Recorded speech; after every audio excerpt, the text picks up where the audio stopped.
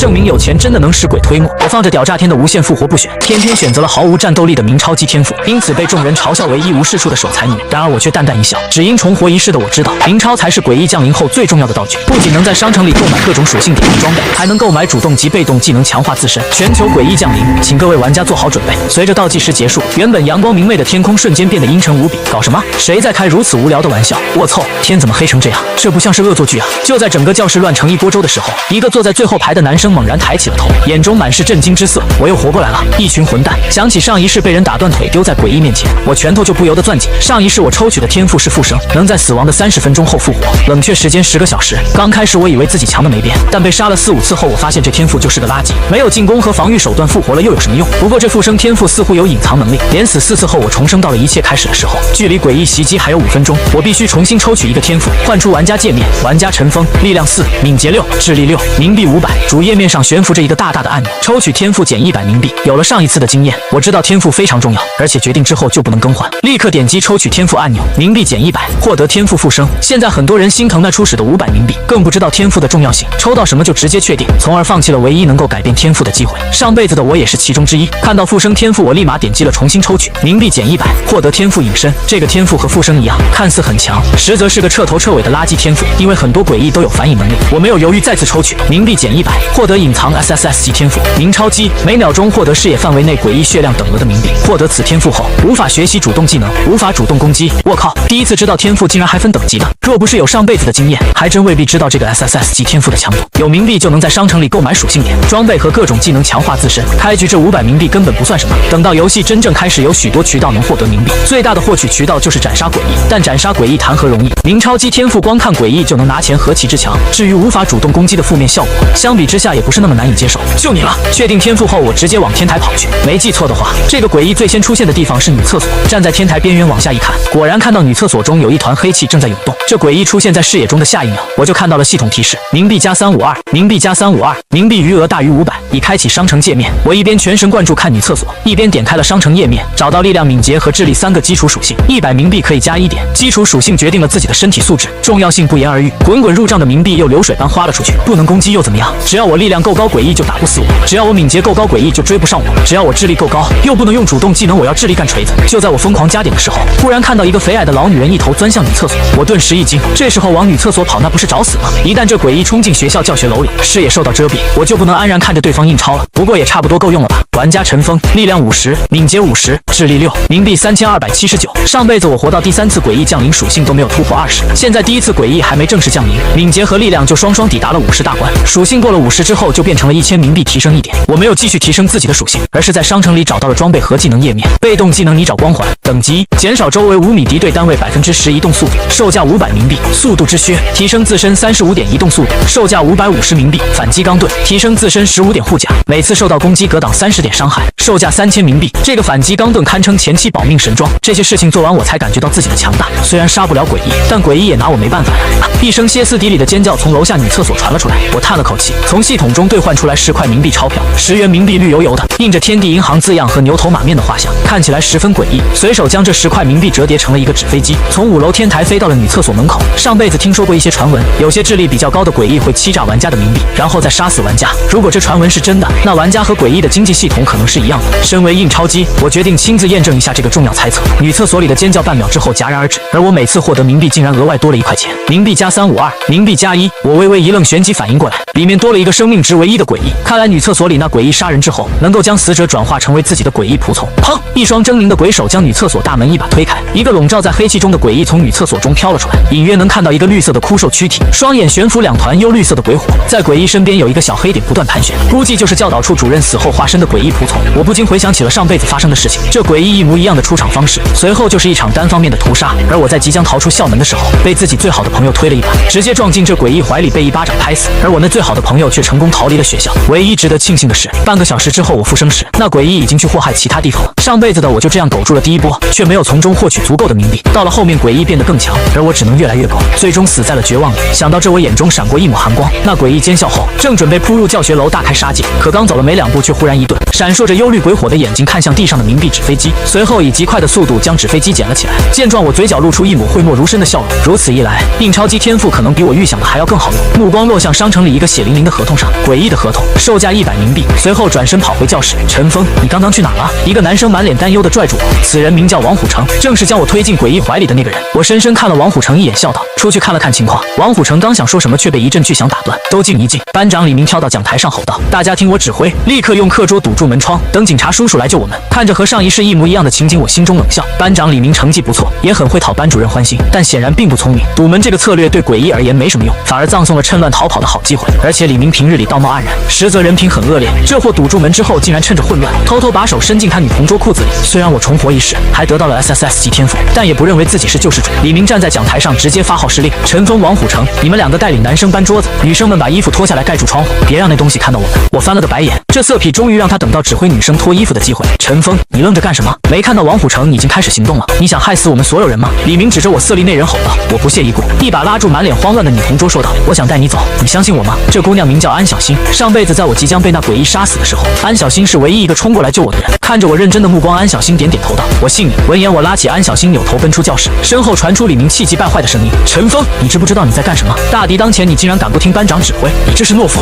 我呸！安小新，你快回来，只有我才能保护你。李明恨不得追出去将最好看的安小新抢回来，但终究没有离开教室的勇气。刚跑出去没多久，一个脚步声追了过来。陈峰，你等我！太不够意思了，拉女人不拉兄弟！我眼底闪过一抹冷光道：我这不是怕坑了你？王虎成没好气的道：你我兄弟这么见外了？李明那货拿着鸡毛当令箭，我才不跟着他，我们一起跑。我心底呵呵冷笑，真不愧是我的好兄弟。若你上辈子没将我推向诡异，我这辈子也绝对不会抛弃你。我不动声色的点头道：那你可要跟上了，我跑得很快。王虎成咧嘴一笑，别忘了我速度一直比你快。他话还没说完，就看到我扛着安小新化作一道残影消失在楼道尽头。我操！王虎成眼中满是震撼，随后深深吸了口气，眼中明暗不定。我一路跑到1楼大厅，入眼一片狼藉，凄厉的尖叫在各处响起。你不要过来，不要伤害我的学生，我和你拼了！一声满是恐惧却鼓足勇气的怒吼吸引了我的注意。此时陈甜甜正用自己娇小的身躯挡在教室门口，里面全是惊恐万状的学生。面对诡异，陈甜甜害怕的腿都在颤抖，但她没有后退一步，眼中闪过一抹坚定。就在诡异即将对陈甜甜伸出鬼爪的时候，一个绿油油的冥币纸飞机忽然戳到她头上。诡异捏住冥币飞机愣了一下，随后扭头看向飞机来的方向。我躲在反击钢盾后面，对诡异伸出一根手指勾了勾，嚣张大叫道：你过来呀！堂堂诡异杀人不眨眼，哪忍得了这个？当即怒吼一声，化作一道残影猛扑而来。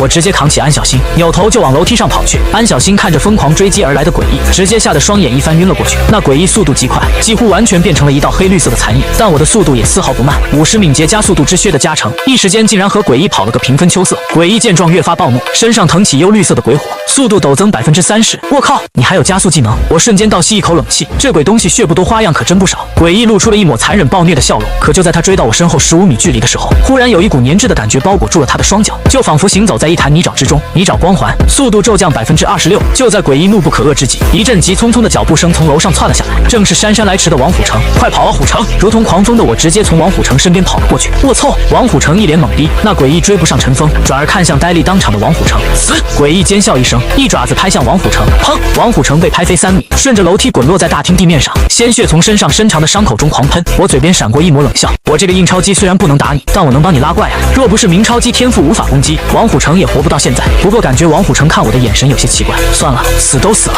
我摇摇头，将注意力转到眼前。那诡异杀了王虎成之后，又去了大厅。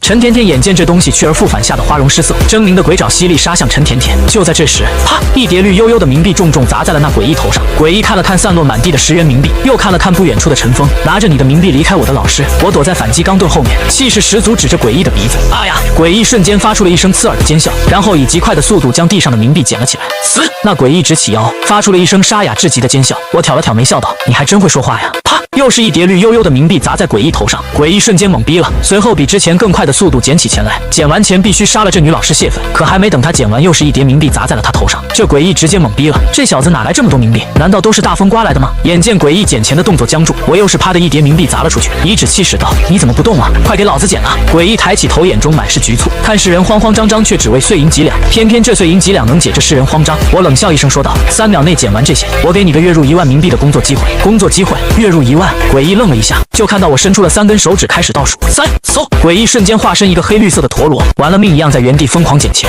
我收回了一根手指，剪完了割。诡异直起腰，满眼都是凄寂之色，沙哑的声音中带上了2分谄媚和尊敬。我不紧不慢地拿出一张染血的合同，诡异的合同，甲方雇佣乙方担任跟班工作，甲方需按月向乙方支付1万冥币作为酬劳，乙方应保证甲方生命安全，乙方需要绝对服从甲方的一切指挥。工作时长每月31天，每天24小时。甲方陈峰，乙方空白。看着这个合同，诡异眼睛都直了。我操，1万冥币写成数字这么长的吗？拿到这份工作，我下个月就能买好多技能和装备了。我睥睨问道：“这份合同你满意吗？”浑身笼罩黑烟的诡异点头如捣蒜，鬼眼中满是渴望之色。老板，以后全听您的。如果诡异有尾巴，一定摇成了电风扇。我一手持盾谨防这诡异诈降偷袭，另一手将合同对在他脸上。这诡异二话不说，以最快速度签下了名字，似乎生怕对方反悔一样。我看了一眼，发现这诡异名叫烟妹。诡异合同化作2道血光，分别隐没在了我和烟妹身上。合同生效之后，烟妹已经不是敌对目标。看了烟妹几秒后，我发现面板上依旧出现冥币入账的提示，冥币加352，冥币加57，每秒钟的加57冥币，是烟妹刚刚肆虐之后获得的57个诡异仆从，每一个都能增加烟妹1点攻击力。确定签了合同的诡异也会给自己带来收入之后，感觉一扇崭新的大门对我轰然打开。随后大手一挥说道：“带路，去找你的诡异朋友，血越多越好。”烟妹屁颠屁颠跑在前面，谄媚说道：“老板，这边请。”离开学校后，我的眼睛一直锁定在烟妹身上，但嘴巴却一直和安小新说话。安小新得到的天赋竟然是一个 SS 级天赋，暴力狂，攻击力加30%，暴击率加30%，可以同时装备10把武器，非当前武器仅获得攻击力。看到这个天赋的时候，我都震惊了。拥有如此逆天天赋的女人，上辈子竟然连学校大门都没能出去。我想了想，拿出1叠冥币递给安小新：“你把敏捷加到50点。”安小新似懂非懂的连点了45下敏捷，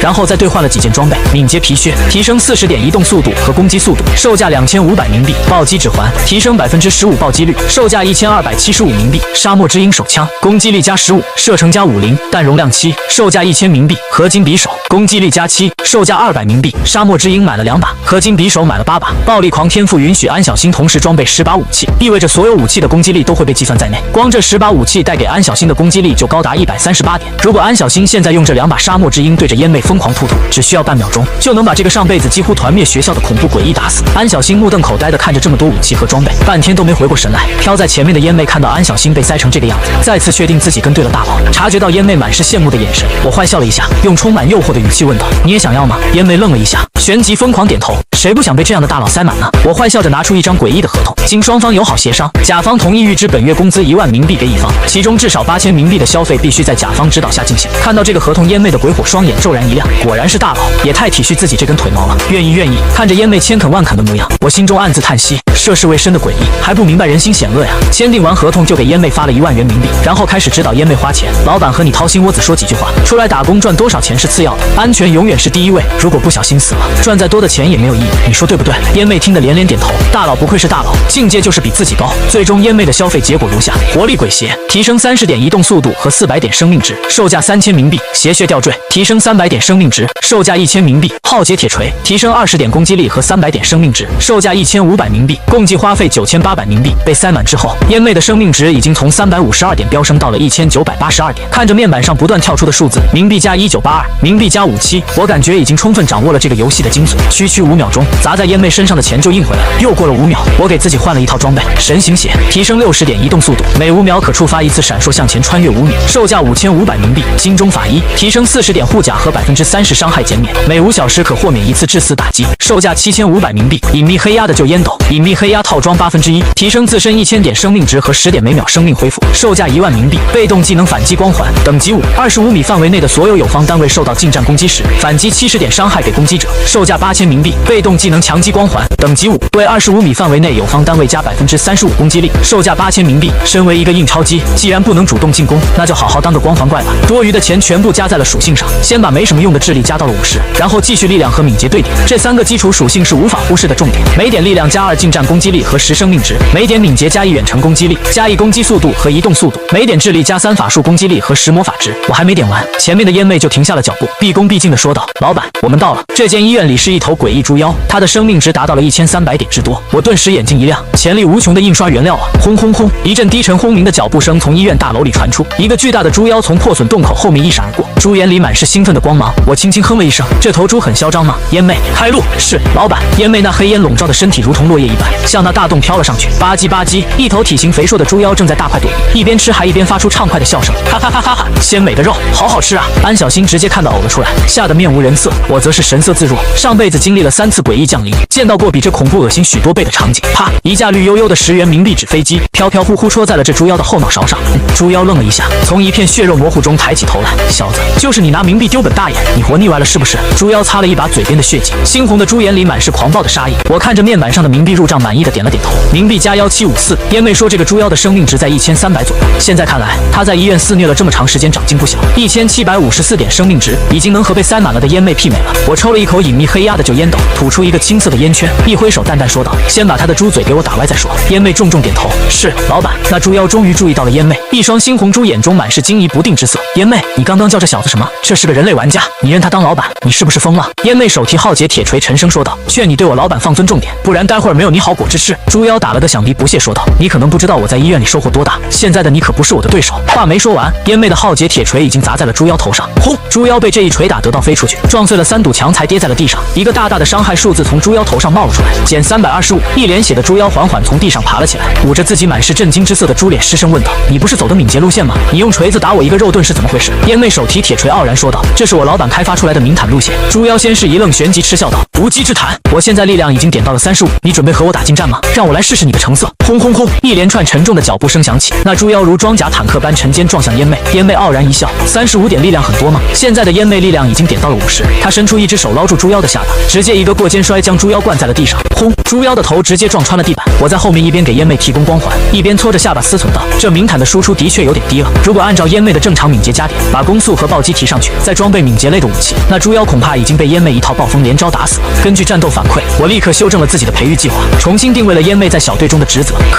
猪妖十分费力地将自己从大坑里拔了出来，灰头土脸也遮不住眼中的震惊之色。不等他开口，烟妹又是一锤砸在了猪妖脸上。轰！猪妖再次被是大力沉的浩劫铁锤打得倒飞出去，生命值已经跌落了一半。烟妹踩住猪妖的胸口，扭头禀报道：“老板，他猪嘴被我打歪了。”猪妖被踩住动弹不得，歪着的猪嘴中发出一连串杀猪般的尖叫。烟妹，你这个叛徒，你到底为什么要这样做？烟妹呵呵笑道：“我这是为了你好，我老板想要雇佣你，你乖一点，待会儿老板不会亏待你的。”猪妖啐了一口，尖叫道：“痴心妄想！我猪刚烈今天就是从楼上跳下去，也不可能认一个人类当老板。诡异永不为奴！”啪！一叠绿油油的10元冥币重重砸在了被打歪的猪脸上，天女散花般落了满地。猪刚烈猩红的眼神一僵，他怎么能这样？这可都是冥币啊！这个人类对冥币基本的尊重都没有吗？我上前一脚踩住猪妖的胸口，手里拿着一叠金灿灿的100元冥币，一边重重扇在猪妖歪脸上，一边乐呵呵问道：“猪骨头很硬啊！”啪！厚厚的冥币在猪脸上打出了清脆的响声。猪刚烈一双猪眼剧烈颤抖，目光不由得跟随这叠厚厚的100元冥币起伏。这么多，这得有1万冥币吧？能在商城里买到多少好东西啊？啪！反手又是一耳光，我乐呵呵骂道：“你就是从楼上跳下去也不认我当老板是吧？这就难办了。我的确想雇佣你的，但你如此视冥币如粪土。”我把这叠厚厚的100元冥币拿在手里，当着猪刚烈的面快速点了一遍，整整100张，然后把这1万冥币放在烟妹手里，笑道：“既然你不要，那就把本该属于你的工资发给我的优秀员工当奖金吧。”啊！猪刚烈发出了一声难以置信的痛呼，一双猪眼死死勾在这叠冥币上。这本来是我的工资，我他妈能拿这么多工资的吗？我配吗？烟妹震惊地看着自己手里的冥币，没想到才入职第1天，就不光预支到了这个月的工资，还又拿到了1万的奖金。大佬就是大佬，境界完全不是我等庸俗之辈能比拟的，太谢谢你了。烟妹诚心诚意向猪刚烈道谢，如果不是他猪骨头太硬，这钱也到不了自己手里啊。猪刚烈突然感觉一把钢刀捅进了自己胸口中，还弯了个漂亮的刀花，那可是本该属于自己的1万冥币啊，就这么成了烟妹的奖金。老板，我承认刚刚是我说话声音太大，能不能再给个机会？猪刚烈攥紧了我的裤腿，眼神清澈哀求道。我乐呵呵一笑说道：“给过你机会，你自己拒绝了。烟妹，我们走。”说完拉着安小心，被烟妹带着飘然落到了医院楼下。看着陈峰飘然远去的背影，猪刚烈感觉猪生巅峰正在快速抛弃自己。不，老板，我已经认定你了，这辈子我猪刚烈誓死相随。轰！猪刚烈直接从外墙大洞跳了出去，轰然跪在了医院楼下坚硬的水泥地面上，对着陈峰的背影疯狂磕头。老板，我猪刚烈刚刚说错了话，现在已经从楼上跳下来了，求老板收下我。猪刚烈清澈的猪眼中涕泪横流，满是悔恨。我停住脚步，轻笑一声道：“既然你认错态度这么良好，那我就再给你个机会。”说着，我掏出一张染血的合同，递在了猪刚烈面前。我的每个雇员都只有一次犯错的机会，你的机会已经用完了，下次再犯错就别怪我。猪刚烈打了个哆嗦，连连点头，如获至宝般在合同上签下了自己的名字。学校里，几个老师自发组织起学生收拾眼下的残局。那个尸体是我的学生，抬到我这里吧。历史老师陈甜甜指着一具尸体，满脸疲惫之色。王虎城残破的身体被抬到陈甜甜身旁，手指接触到王虎城的时候，陈甜甜忽然愣了一下，这具身体似乎还有温度。就在陈甜甜惊讶之时，浑身是血的王虎城竟然一个机灵坐了起来，他嘴巴里几乎是下意识骂道：“陈峰，我凑你的马！没想到你竟然是如此阴毒的小孩！”随后拔腿就往学校外跑去。他这一次死的实在太意外了，最宝贵的半个小时竟然都躺在地上当尸体，必须立刻行动起来。王虎城牙齿几乎被咬碎，陈峰这小子绝对也是重生回来的，你给我等着！王虎城狂奔转过了一个街角，一眼就看到了路边草丛中的蓝色宝箱，他眼中闪过一抹兴奋。陈峰啊陈峰，你也不行了，浪费了我半个小时，连这个至关重重要的宝箱都没找到吗？有了这个宝箱，复生天赋才是完全体。王虎城深吸口气，打开了蓝色宝箱，一个技能卷轴进入了他的视线。主动技能刷新，等级令选定技能天赋的冷却时间立刻结束，冷却时间10小时。王虎城面色狂喜，有了这个技能，自己的复生天赋才能发挥出独特的魅力。当刷新技能升到10级，冷却时间只有1小时，再搭配一些特殊道具，拥有复生天赋的玩家就很难死了。而且这个稀有技能系统商城里是买不到的。这一次我要做成长最快的玩家。王虎城眼中闪过一道冷光，陈峰，招惹我会成为你这辈子最后悔的事情。装备一穿，你这猪头气质都不一样。看着浑身被钢铁包裹的朱刚烈，我满意点了点头。刚刚同样预支给了朱刚烈1万冥币，并且指导朱刚烈购买了装备和技能。钢铁城墙头盔，钢铁城墙套装1%，提升500点生命值和20点护甲，售价3000冥币。头盔、护甲和裤子3件套激活了第一个特效铁墙，生命值加1000，剩下的1000冥币全部点了力量。现在的朱刚烈生命值直接飙升到4354点，不愧是肉盾，印刷起来比燕妹这个明坦强多了。冥币加2788，冥币加57，冥币加4354。看着面板上跳动入账的冥币，我十分满意的点了点头。燕妹的生命值也提升到了2788点，在明坦这条歪路上一去不复返了，还兑换了闷棍和圣击2个控制技能，在力量和敏捷的支持下，能打出非常优秀的先手控制。现在团队里有一个搞后勤的印钞机，一个抗伤害的肉盾，一个打控制的明坦，缺个狂暴输出。我掰着手指头盘算道，说着目光落到了旁边一脸懵逼的安小星身上。她直到现在都没能适应突如其来的变美。这姑娘向来是个文静内敛的性子，在诡异降临的时代里，哪怕有 SS 级天赋也很难存活。虽然我能护着她，但 SS 级天赋总要利用起来才行。拿着，我从商城里兑换500发子弹丢给安小星，让她放在自己系统中备用。银质子弹对诡异目标伤害翻倍，售价100冥币。安小星看着这一大箱价值连城的子弹，重重吞了口唾沫道：“可是我不会开枪啊！”我笑了笑，指着朱刚烈说道：“你站到50米外，举起盾牌，给安小星当个靶子练练手。”随手从商城里兑换出来一个旗子，插在地上，保护战旗。决斗双方不会受到致死打击，售价100冥币。朱刚烈屁颠颠就跑到了50米外，举起反击钢盾，沉声说道：“老板，我准备好了。”生命值逼近5000的他给个小姑娘当靶子有什么？朱刚烈甚至很兴奋，终于有机会能在老板面前表现一下了。我教导了半天，安小星才弄明白怎么瞄准射击。砰！沙漠之鹰枪口喷出一道火光，子弹落空了。朱刚烈撇了撇嘴，眼中闪过一抹不屑之色。真不知道老板为什么要带上一个拖油瓶。又是一枪，子弹贴着朱刚烈头皮飞了过去。朱刚烈甚至有点想放下盾牌了，举着怪类猪的。砰！第3枪响起，这一枪终于命中了反击钢盾，震得朱刚烈直接一屁股坐在了地上。一个大大的数字从他身上跳了出来，暴击1023。朱刚烈表情跟见了鬼一样。我操！一枪爆1000，这是人能干出来的事。安小星渐渐掌握了诀窍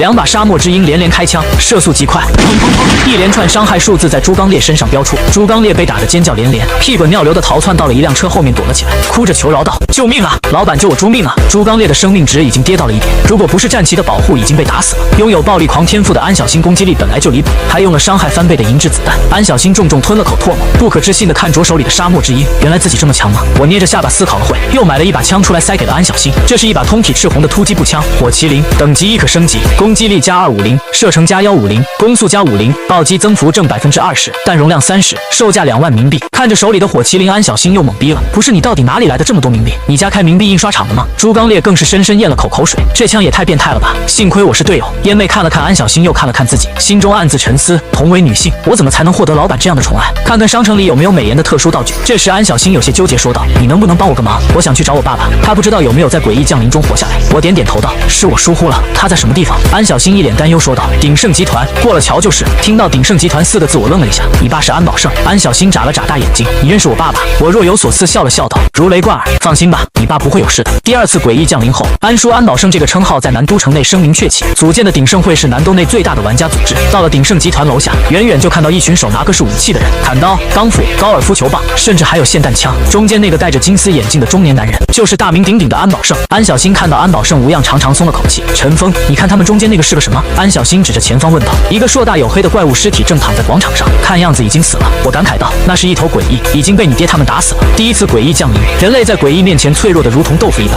随便一头诡异就能轻松屠杀数千人类。可就是如此猝不及防的情况下，这些人竟然这么快就冷静下来，并且联手宰了这头诡异，实在很难得。我从商城中买出2件道具发给燕妹和朱刚烈，迷雾之瓶，令使用者笼罩在迷雾中不会被发现，攻击或被攻击时都会现形，售价5000冥币。燕妹和朱刚烈使用迷雾之瓶后，其他玩家就很难发现他们的存在，否则这2头如影随形的诡异可能会惹出麻烦来。这时一个穿着黑夹克的中年男人来到广场边缘喊道：“大哥，旁边商业街也有一头诡异。”安保胜眼中闪过一抹寒光，兄弟们，宰了这头诡异，看看能出什么好东西。说完，一群人就向着商业街的方向冲了过去。安小星眉头紧皱，低声说道：“他一直都是这样，打打杀杀没消停过。”我淡淡笑道：“如此是道，你父亲这种人才能存活下来。我们过去看看吧，他们可能遇到麻烦了。”依稀记得商业街这头诡异上辈子在猎鬼局的第一次清剿名单中。既然最后被猎鬼局清剿，就意味着安保胜在这头诡异手里吃了亏。虽然都是第一次降临的诡异，但强度也是有区别的。尤其是现在已经过了1个小时，商业街那头诡异已经屠戮了很多人类，正如人类斩杀诡异能够获得奖励一样，诡异杀死人类也能获得奖励。来的路上我问过烟妹和朱刚烈，得知诡异杀死人类玩家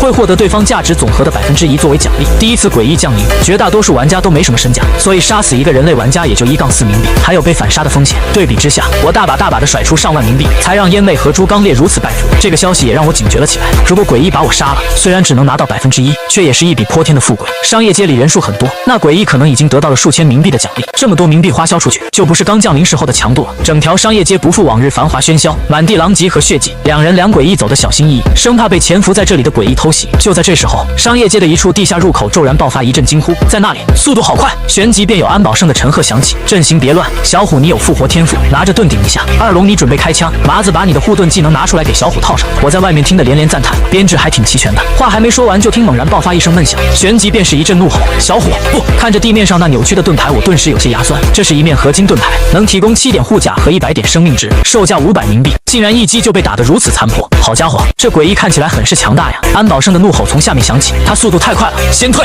随后一群人从里面奔了出来，慌而不乱。最前方是几个手持防爆盾的大汉断后，第二排则是那几个端着霰弹枪的凶徒。大哥，这下怎么办？里面那东西太快了，我们打不过，要不先撤？安保胜面色铁青，怒吼道：“小胡死在里面了，复活如果看不到我们得有多绝望？他肯跟我就是信我不会抛弃他，你们也是一样的，我也绝对不会抛弃你们任何一个。想个办法把小虎救出来，在那之前谁都不准撤退。”听着安保胜的怒吼，我心中顿时一抽，能把鼎盛会做到南斗首屈一指，靠的果然不只是敢打敢拼，不管是在故意笼络人心，还是真的不愿意抛弃手下，都比这场灾难之下的绝大多数人都更像人。安保胜深吸口气说道：“先等一下，我挖宝天赋冷却到了，看看有没有什么好东西。”说着，安保胜做了一个挖掘的姿势，一个黑色的铁铲凭空出现在他手中，随后挥舞铁铲在地上挖了一下，一个闪烁着绿色光芒的宝箱出现在了地上。我看得一愣，有点意思啊，这个天赋竟然能原地挖出宝箱来，看起来也是个十分稀有的天赋。我拉着安小星业族走到安保胜背后，往绿色宝箱里看了过去。格洛克手枪，攻击力+8，射程+40，弹容量5，售价500冥币，技能恢复术，等级恢复一个友方单位30点生命值，耗费30点法力值，售价100冥币，另外还有冥币300。这绿色箱子的总价在1000冥币左右，符合我对宝箱的印象。其实周围有很多宝箱，据说里面开出过不少好东西。如果不是刷到了 SSS 级名超级天赋，我肯定会去周围找宝箱。诡异降临才1个小时，安保胜就已经挖了2次箱子，所以他的挖宝天赋冷却时间是1个小时。看样子挖出来的箱子品质是随机的，也就是说挖出来蓝色、紫色，甚至是金色、红色的箱子，潜力十足。安保胜拿起宝箱里的东西，突然感觉背后有些不对劲，他反应极快，拿起格洛克手枪，豁然转身，黑洞洞的枪口对准了我的眉心。安小星吓了一跳，连忙喊道：“爸爸，别开枪，是我！”安保胜一愣，这才看清旁边的安小星。小星，你怎么自己跑这里来了？我让你杨叔过去接你，你没看到他吗？安小星摇头道：“我没见到杨叔，我和陈峰一起来的。”安保胜眉间闪过一抹阴沉，这是你同学吗？安小星点头道：“我同桌，我们一起从学校里逃出来的。”安保胜沉声说道：“你们2个找地方躲起来，等爸爸摆平那东西，你们再出来，明白吗？”安小星端起手里的火麒麟说道：“爸，我们能帮忙，我和陈峰很厉害的。”安保胜瞥了一眼火麒麟，以为是什么浮夸的玩具，没好气道：“少添乱，滚进那店铺里去躲好。”随后瞪了我一眼说道：“小子，你是个男人，保护好他。”我似笑非笑，想了想之后，拉着安小星进了旁边的奶茶店，压低声音说道：“这奶茶店射击角度很好，你待会帮他们远程火力支援。那诡异明显是敏捷路线，血量不会太高，你只需要打到1枪就足以决定胜负。”安小星顿时紧张了起来，尤其想到前面顶着的是自己父亲，就更加紧张了。这时一道黑影携着恶风，悄无声息从地下入口中扑了出来。安保胜和几个手下正商量如何营救小虎呢，没有想到这诡异竟然直接杀了出来，砰的一声巨响，最前面几个手持防爆盾的大汉瞬间被拍飞出去。我微微凝眉，感觉这头诡异的力量比想象中的更加强大，这真是一头敏捷路线的诡异吗？看了一眼玩家面板，冥币+2788，冥币+57，冥币+4354，冥币+3317，最后一个数字就是这些诡异的生命值。我顿时吃了一惊，这么高的生命值还能有这么快的速度？这诡异很不对劲，那是一头魔狼外形的诡异，口中满是粘稠的血液，身上还沾着许多人类的血肉碎块。魔狼诡异浑身肌肉鼓胀，看起来是力量路线的诡异，但不知道为什么速度竟然这么快。看到目标的安小星反而冷静了下来，瞄准诡异果断扣动扳机，3枚纯银子弹化作流光破空而去，其中2枚擦着魔狼诡异的身体过去，只有1枚打在魔狼的胸膛上，暴击3124，空气仿佛在一瞬间凝固了。安小星满面懊恼之色，怎么就只打中1枪呢？藏匿迷雾之中的朱刚烈打了个哆嗦，想起刚刚被安小星爆射的痛苦，心理阴影面积瞬间变大。那魔狼则是明显被吓尿了，3317点血，这是一个何其恐怖的生命值！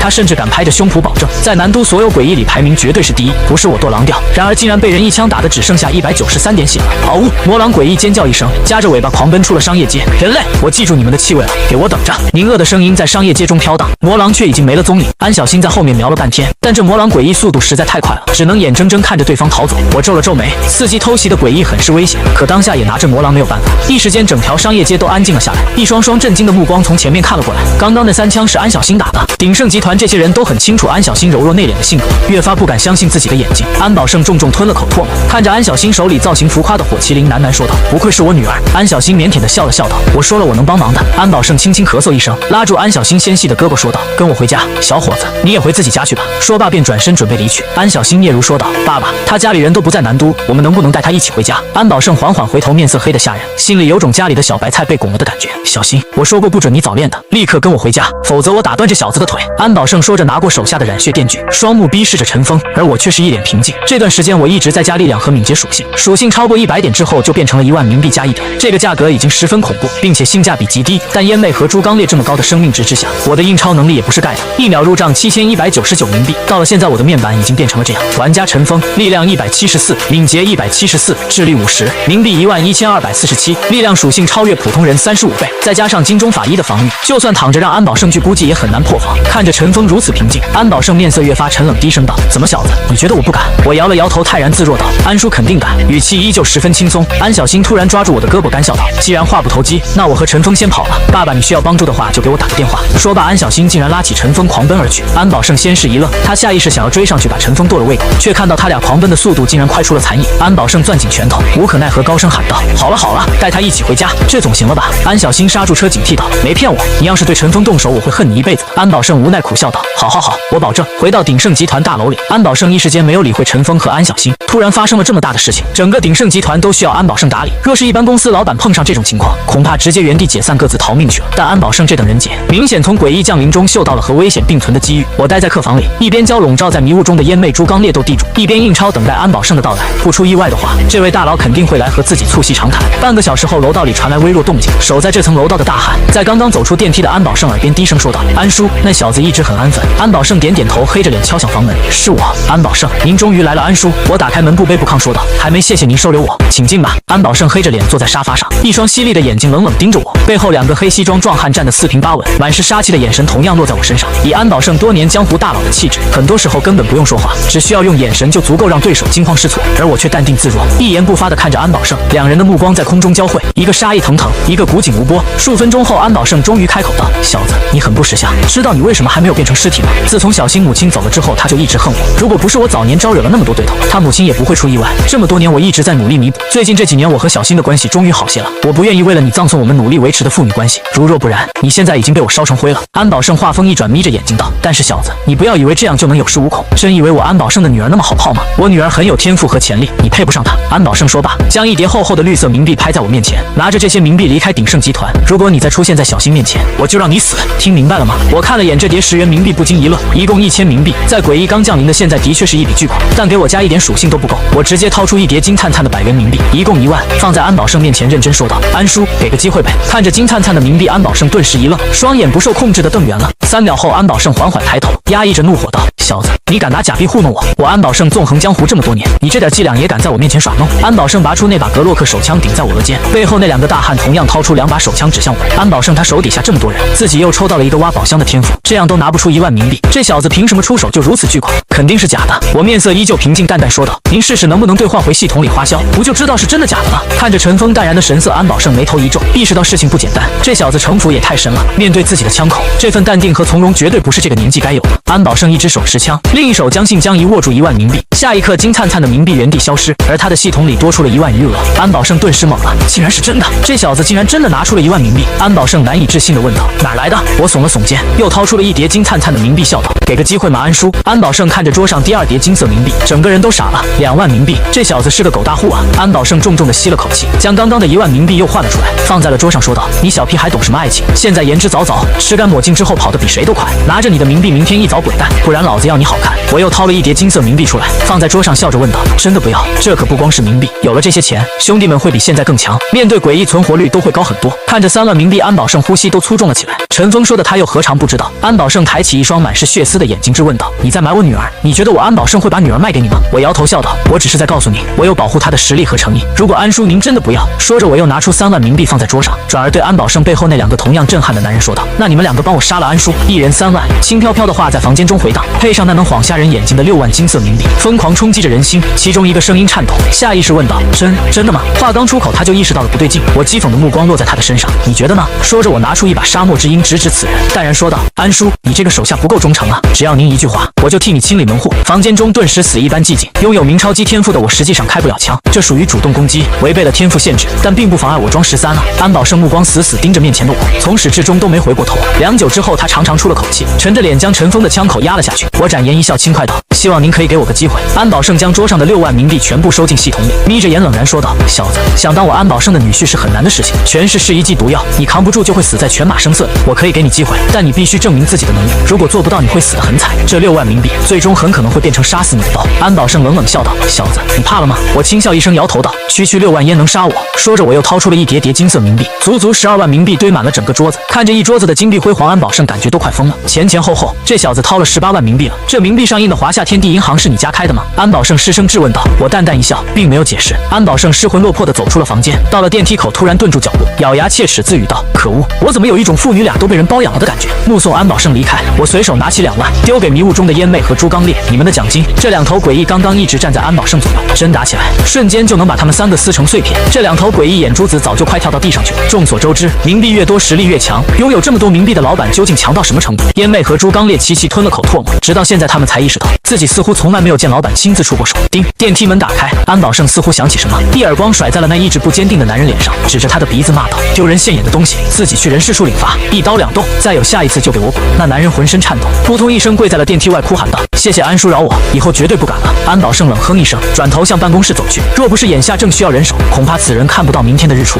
看着窗外一片破败的南都，安保胜点燃一根烟，狠狠抽了一口。那小子到底凭什么那么有钱？从陈峰那平静的双眼中，安保胜看到了有恃无恐，那绝不是装出来的镇定。这时小虎快步走进办公室，低头说道：大哥，我们堂口的汇总上来了，损失惨重，9成堂口遭到了毁灭打击，或是建筑被摧毁，或是实控者被诡异杀死。我们接下来的工作如何开展？安保胜心中早就有了计划，立刻问道：古玩街的情况如何了？小虎翻看了一下手中的报告，随后抬头说道：全灭。安保胜缓缓点头说道：先派人去肃清古玩街的诡异，明日开市。开市。听到这个命令，小虎满面呆滞。如此惨烈的局面，大哥竟然还想着卖古玩。看着小虎的面色，安保胜淡淡一笑说道：自然不是卖古玩，卖装备技能，开展钱币兑换冥币业务，这些都需要以古玩街作为依托。我们尽快掌握这个市场，成为市场规则的制定者，才能拥有主动权。小虎这才反应过来，古玩街地处南都老城，江湖气息很重，属于是先天黑市圣体。之前鼎盛集团的一些见不得光的买卖，也都是在古玩街周围暗中进行的。鼎盛集团完全能够在其中维护秩序，搭建一套属于自己的市场规则。一旦秩序被鼎盛集团重新建立，其中的利益难以想象。小虎肃然说道：大哥高瞻远瞩，我亲自带队去一趟。安保胜抬手阻止道：不，让陈峰带队去，你从旁辅助就可以了。小虎愣了一下，陈峰那个高中生不合适吧？安保胜淡淡说道：怎么，我的命令你有意见？小虎连忙低头说道：不敢，就按大哥说的办。我现在集结兄弟们去。安保胜淡笑着吩咐道：多带几个刺头。小虎闻言立刻会意，嘴角露出一抹微笑道：大哥放心，我一定会好好照顾这小子。叮铃铃，一阵手机铃声把我从睡梦中惊醒。什么事？我接起电话问道。安保胜的声音从电话中传来：陈峰，记得我们之前说的话吗？我给你找了个好机会，带着我的人去古玩街杀个诡异，他们正在楼下等你。放下电话，我若有所思，没记错的话，今天晚上那里出现了第一个紫色宝箱。紫色宝箱非常珍惜，一旦刷新30公里内的玩家都会得到系统提示，其中能开出10万左右的资源，更有几率获取隐藏资源，每一个都会引来无数玩家和诡异争夺。根据上辈子无数玩家总结的经验，第一次诡异降临的宝箱品质最高就只有蓝色，等到第2次诡异降临的时候，才有极低概率刷新紫色宝箱。所以今天晚上古玩街肯定有特殊情况。鼎盛集团广场上，一群人整装待发，为首的张小虎看到我，眼里闪过一抹不屑，说道：兄弟们，今天这次行动由峰哥全权指挥。此话出口，鸦雀无声，一双满是审视的眼神落在我身上。这小子谁啊？喵的，身上还穿着高中校服呢，就混成峰哥了。要是兄弟们被他害死了怎么办？让这娃娃在家里吃奶吧，虎哥带我们去就行。张小虎皮笑肉不笑说道：峰哥，这几个兄弟道上经验浅，别和他们一般见识。我四下看了看，平静道：安叔不在啊。张小虎脸上掩不住的轻蔑，心道这小子该不会希望安叔会出来帮他压制这些刺头吧？果然是个天真到冒烟的小屁孩。张小虎慢悠悠说道：安叔有更重要的事情，让你去全权指挥这次行动，快给我们下达命令吧。不过安叔交代了。张小虎指着安小新说道：“那里很危险，小新不能去。”安小新顿时急了：“那不行，自己不去，陈峰就少了很多输出。”我呵呵笑道：“如果我非要带他一起去呢？”张小虎皮笑肉不笑道：“峰哥如果要违背安叔的命令，那就不能怪兄弟们不客气了。”我就知道安保胜没那么轻易收手，随手拿出20面保护战旗插在地上，似笑非笑说道：“那就出手吧。”广场上死寂了一瞬，这小子要同时打我们20个。张小虎眯眼冷笑道：“不愧是峰哥，勇气可嘉。”20人狞笑不止，撸胳膊挽袖子围了上来。我乐呵呵坐在石凳上挥手道：“给我往死里打！”20个人都是一愣，这小子在向谁发号施令？难道是安小新？就在他们认为陈峰脑子不太行的时候，一个沉重的脚步声忽然炸响，随着猪刚烈的冲锋迷雾骤然消散，轰！浑身铁甲的肥壮猪躯撞在了张小虎胸口，张小虎双目暴突，口中鲜血狂喷，整个人打着旋飞了出去。本就残破的广场上又撞出了一个大坑，若没有保护战旗的作用，已经死了。一连串惊呼在广场上响起。我操，这是什么东西？警戒！警戒！有诡异偷袭！剩下的人立刻结成队形，准备防守反击。19人刚结成阵型，后方就出现了一个笼罩黑烟的幽绿色诡异，烟魅海藻般的长发无风自动，绿色鬼火双眼被烟雾笼罩，显得非常可怖。浩劫巨锤毫不客气地砸了过去，技能闷棍，轰！一人双眼暴突被砸进地砖里，若不是保护战旗，他的脑袋已经如同西瓜般爆碎。与此同时，猪刚烈如同一个推土机般猪突猛进，将脆弱的人类打得四处乱飞。两面夹击之下，20人组成的队伍只抗了区5秒钟，就全部被打翻在了地上，一时间哀嚎遍地。过了好一会儿，被打得人仰马翻的张小虎等人才颤颤巍巍爬了起来。虽然在保护战旗的作用下都没有死，但被打爆的阴影却是实打实的。我翘着2郎腿坐在石凳上，懒洋洋笑着问道：“怎么样？我这2个跟班还行吧？不服的话，我们还能再来第2轮。”猪刚烈在一旁将手指捏得噼啪作响，猪脸上满是邪恶的笑容。20个人吓得齐齐一抖，人类收诡异当跟班，这也太诡异了吧！张小虎擦了一把冷汗，苦笑道：“峰哥，看您说的，咱都一家人，兄弟们从一开始就没有不服您的。”我点了点头，从商城里买出来20个治疗药剂，边抽烟斗边说道：“服了的都上来叫声峰哥，以后我们就是过命的兄弟。”张小虎第一个走上前，深深鞠躬道：“峰哥！”我淡淡应了一声，递给张小虎一个治疗药剂。峰哥，峰哥！尊敬且惧怕的声音在残破的广场上接连回荡。20瓶治疗药剂分发出去，张小虎一行人再次容光焕发了起来，看向我的眼神彻底变得不一样。鼎盛集团这些黑手起家的人，最看重的就是所谓的实力，和他们讲1万句道理，都不如揍他们一顿更有说服力。古玩街在南都老城区，距离鼎盛集团所在的西部很远。汽车行驶在满目疮痍的街道上，一路上时不时就能察觉到诡异的存在。砰砰砰！忽然一连串的枪响传入了我耳中，我挑了挑眉，这枪声竟然是白银格洛克。这把枪在商城里售价3000冥币，在目前是绝对的奢侈品。上辈子第3次诡异降临的时候，我才砸锅卖铁买了一把白银格洛克，竟然有人现在就能买出这把枪来。我顺着枪声看过去，破损的窗口处闪过一个人影，王虎城。我顿时心中一惊，这王虎城明明被烟魅杀死了，怎么又出现在这里？我沉吟片刻，忽然玩味一笑说道：“停车吧，你带着兄弟们先过去，找个安全的地方埋伏起来，不论什么情况都必须等我到了才能行动。”张小虎应了一声，将车停了下来。我拿出4个迷雾之瓶，将己方全部藏匿在迷雾中，随后在烟魅的帮助下飘身飞上居民楼，没发出半点声音。居民楼里，一个14岁的孩子正对着王虎城用力磕头：“谢谢哥哥救我。”呜，我爸妈都被这头诡异给杀死了。王虎城看着不断磕头的男孩笑了笑道：“小可怜，你的天赋是什么？”男孩擦了把眼泪啜泣道：“我的天赋是复生。”王虎城闻言冷笑道：“这是个很好的天赋，以后就跟着哥哥吧。”男孩重重点了下头：“哥哥救了我的命，我以后就是哥哥的人。”王虎城揉了揉小男孩的头，笑道：“走，我们离开这里。”小男孩亦步亦趋跟在王虎城身后，有些胆怯问道：“哥哥，我们去哪里？”王虎城唇角微微勾起，说道：“我们去古玩街，那里有个好东西，我们拿到它就会变得很强。”王虎城带着小男孩离开的时候，全然没有注意背后的迷雾中2人2诡异静静站着。安小新疑惑问道：“他不是被烟魅给打死了？”我冷冷笑道：“是啊，那时候是死了。上辈子逃命的时候，我告诉过王虎城自己的天赋是复生，本想着知道彼此的天赋好配合些，但王虎城假装跑得气喘吁吁，根本没告诉我他的天赋是什么。而王虎城把我推入怪物怀中的时候，用的理由也是你有复生天赋帮兄弟一次。如果王虎城的天赋也是复生，想到这我眼中的冷意更甚2分。古玩街，我玩味一笑道：“走，我们跟上去看看。”很快就到了一条破败的街巷前，里面全是新鲜的尸体和血迹，遍地残肢断壁中，一个紫色宝箱分外惹眼，周身散放着紫色光辉。看到紫色宝箱的瞬间，猪刚烈的呼吸立刻变得粗重起来，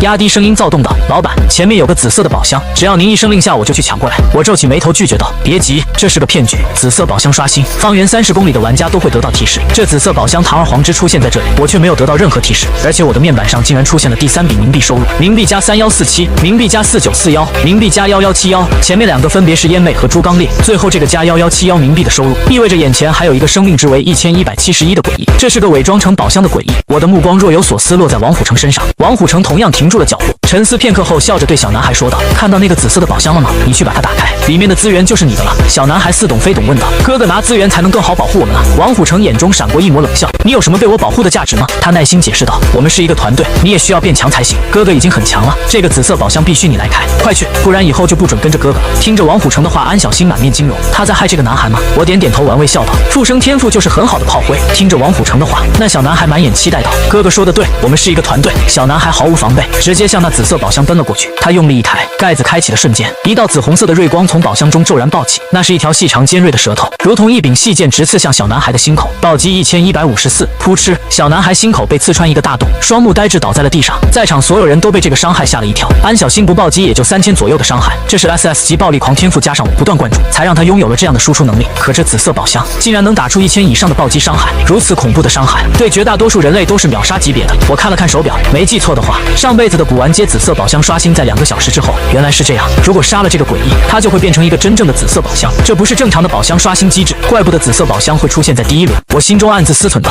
王虎城也被这恐怖的伤害吓了一跳，直接转身向后跑去。这诡异太恐怖了，硬拼肯定会吃大亏。而且我想到的事情，王虎城也想到，既然2个小时后这里会刷新紫色宝箱，那多半是有人杀了这宝箱诡异。现在不如先退出安全距离，暗中埋伏一下，看看能不能渔翁得利。王虎城的如意算盘打得嘎嘎响，转身的瞬间却被打了个支离破碎。我冷淡的声音从迷雾中传出：“烟妹，杀了他！”下一刻，迷雾破碎，一头浑身笼罩黑烟的诡异凭空出现在王虎城面前。幽绿色的枯瘦身体在黑烟中若隐若现，充斥杀意的鬼火双眼分外可怖。王虎城瞳孔骤缩，手中白银格洛克刚抬起来半寸，就已经被浩劫铁锤正面击中，轰的一声爆鸣，王虎城面门开花，鲜血爆射，整个人直接栽倒在地上。负447，王虎城发育的速度的确很快，生命值竟然突破了500大关。被烟妹砸了一锤，竟然还没有死，他颤颤巍巍抬起枪口想要反击，可烟妹的攻速很快，第2锤直接落在王虎城胸口上。负474，王虎城身躯抽搐一下，直接死了。安小新并不清楚2人恩怨，满面愕然看着眼前这一幕，低声问道：“陈峰，你们不是好朋友吗？”我指了指旁边的小男孩尸体，眼中满是冷意，说道：“不再是了，在这个世道，这样的人比诡异更加危险。”安小新默默点了点头，也觉得王虎城的确不是什么好东西。那我们现在怎么办？我笑了笑说道：“半小时之后，他们2个都会复活，到时候再杀王虎城一次，他就真的死了。”这时，张小虎等人小心翼翼靠近了过来，能进鼎盛集团的都是1等1的狠人，杀人越货不在话下。可即便是他们看到横尸遍地的古玩街，还是吐了出来。张小虎也面色苍白一片，强忍呕吐感骂了几句不争气。骂完之后，偷偷看了陈峰一眼，这个脸上稚气未脱的高3学生，竟然满面泰然自若，仿佛已经司空见惯了。张小虎心中震惊，这小子之前到底经历过些什么呀？我面色平静说道：“张小虎，你们跟在我身后10米，自己警戒，别被诡异偷袭了。”张小虎一愣，随后说道：“峰哥，我们装备不差，让我们帮你吧。”话还没说完，旁边一只狰狞的猪手突然伸了过来，将张小虎提在半空中。朱刚烈斜斜笑道：“听我老板的话，或者死。”张小虎顿时打了个哆嗦，眼中满是恐惧，连连点头道：“我听峰哥的。”我淡淡说道：“你们太弱了，不拖后腿就是你们最大的贡献。”我一边向那紫色宝箱走去，一边对安小新说道：“我让你开枪，你就打爆这宝箱。”安小新闻言顿时神色紧张，抬起火麒麟等待着命令，而我却是一点不怕，走到紫色宝箱前敲了敲宝箱盖，说道：“别装了，你这样的确很诱人，但也真的容易死。没猜错的话，只要杀了你，你就会成为世界上第1个紫色宝箱吧。给我一个不杀了你爆紫色宝箱的理由。”紫色宝箱斜斜一笑：“区区人类还敢威胁我？给我死！”宝箱盖子轰然打开，那根尖利的舌头直袭我的胸口，噌！我身上顿时金光一闪，一个伤害数字冒了出来，暴击减1，1人2诡异顿时傻眼了。刚刚秒杀小男孩的画面历历在目，同样的攻击落在陈峰身上，竟然只有1点伤害。我操！那诡异宝箱下的一个机灵，伸出2条腿拔足狂奔，静止状态下的伤害到底有多强，他心里非常清楚。可这一跑起来，诡异宝箱就感觉陷入了泥沼之中，速度比正常慢了许多。就在此时，脑后沉重的破空声响起：“我老板让你离开了吗？”烟妹厉声尖叫着，手中浩劫铁锤狠狠砸向诡异宝箱的后脑勺，技能闷滚，砰！诡异宝箱双腿一软，直接跪在地上，晕晕乎乎的。我一只脚重重踩在宝箱盖子上，脸上满是玩味的笑意。诡异宝箱打着哆嗦，用尽浑身力气试图再次站起身，但踩在他盖子上的脚如同一座大山，压得他动弹不得。我淡淡笑道：“最后一个机会，给我一个不杀了你爆宝箱的理由。”诡异宝箱打着哆嗦喊道：“我能提前半个小时察觉到30公里内宝箱的位置和品质，留我一命，我能帮你获得很多宝箱。”我斟酌片刻，这的确是个很有用的天赋。宝箱中的一些隐藏资源是无法从商城购买，值得一收。我掏出一张血淋淋的诡异合同：“你说服我了，签下你的名字。”紫色宝箱看着诡异的合同，深深叹了口气：“这个恐怖的人类到底哪来的呀？诡异降临第1天还没过，他怎么就成长到这么离谱的地步了？”当他看到1万冥币的月薪，不禁一愣，揉了揉眼睛，失声喊道：“多少？1万冥币？”他屠了整条古玩街才拿了不到3000，而且还差点丢了小命。可眼前只要签了这合同，就能拿到1万冥币。紫色宝箱念头转动，有些警惕问道：“如果你到时候没钱怎么办？”我随手掏出2叠金灿灿的冥币，一叠甩给烟妹，一叠甩给朱刚烈，呵呵一笑说道：“奖金。烟妹双手捧着冥币，哭着跪了下去。老板，我生是你的鬼，死是你的死鬼，家人们谁懂啊？入职第一天不光预支了工资，还拿了4、5倍月薪的奖金。知道的我是在打工，不知道的还以为我已经当神仙了。朱刚烈爬着亲吻我的脚后跟，一边亲一边哭道：我认识老板3声有幸，自己明明没干啥，这奖金就刷刷往手里塞。紫色宝箱看着这一幕呆住了，那可是整整2万冥币，这人类就和闹着玩一样给出去了。我又拿出一把冥币塞进紫色宝箱嘴里，将另一份合同也对到紫色宝箱脸上。如果你把这个合同也签了，我就预支给你这个月的工资。喵的，冥币堵嘴，这姿势也太羞耻了，但我好喜欢啊！紫色宝箱以极快的速度伸出一只手，在2份合同上都签下名字。诡异合同化作红光消失不见。随后我一屁股坐在宝箱盖子上，一边等待王虎城复活，一边研究紫色诡异宝箱的砸钱路线。所以你静止不动的时候，每秒会提升1%的暴击率和1点伤害，上限100。看着宝箱的第2个天赋，我陷入沉思中。人类只能拥有1个天赋，而且初始属性很低，但诡异能拥有数个天赋，初始属性也往往碾压人类，而且接下来的诡异降临，每一次出现的诡异属性都会有巨大的提升，将绝大多数人类压得喘不过气来。这紫色诡异宝箱的第2个天赋很适合打白斧，是个天生的刺客型诡异，但刺客血薄不好印钞。想到这，我淡淡说道：未来我们要面对的对手都非常厉害，为了你的安全考虑，我认为先把你的生命值提上来，把力量点到50再说。紫色宝箱心里有些犯嘀咕，但还是将力量加到了50点，随后又给他搭配了一套加生命和攻速的装备，令紫色宝箱的生命值来到了2471。看着面板上进一步提升的收入，我十分满意的点了点头。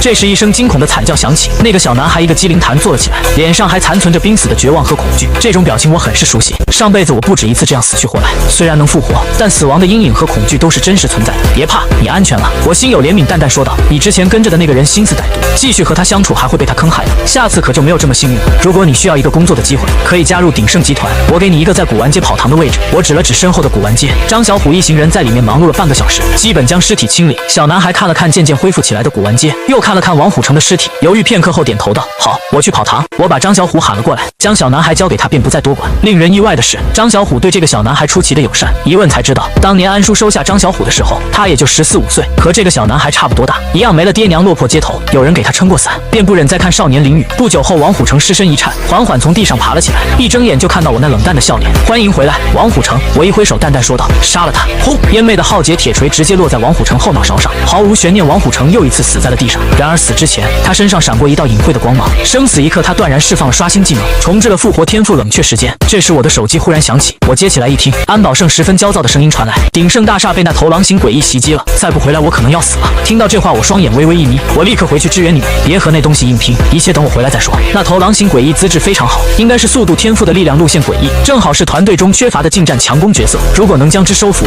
对我而言是个巨大的助力。别看我现在似乎已经无敌了，但还远远不到放松警惕的时候。3日后南都会出现第一个诡异秘境，秘境中的诡异强度都非常高，而且天赋十分难缠。如果秘境开启时里面的诡异得不到清剿，秘境关闭之后，里面的诡异就会增幅100倍投放到现实世界里。秘境内的诡异本就强的不讲道理，增强100倍后完全不是人类能应对的。这种无法处理的诡异也被称为禁忌。上辈子的南都就清剿失败了，一个代号为斩命灵童的禁忌，直接将半座城化为了禁地。为了自己的安全，必须将他扼杀在秘境内。在那之前，我必须完善团队配置。事不宜迟，我立刻风驰电掣折返而去。当我远远看到鼎盛大厦的时候，隐约能在火光中看到那头魔狼诡异的身影，正蹲在一面墙后舔舐自己身上的一处伤口。此时我视野内只有魔狼一个诡异，冥币加3678，这魔狼诡异的生命值比白天更高了。我直接一脚刹车停在原地说道：下车狙他一枪，不要用银质子弹，别用技能。安小新立刻打开车门，架起狙击枪瞄准魔狼诡异，一声震耳欲聋的枪声炸响，雷霆巴雷特枪口绽放一道半米电射，恐怖的炽热子弹击碎玻璃落在魔狼诡异身上，紫黑色血液瞬间飙射而出，暴击3574。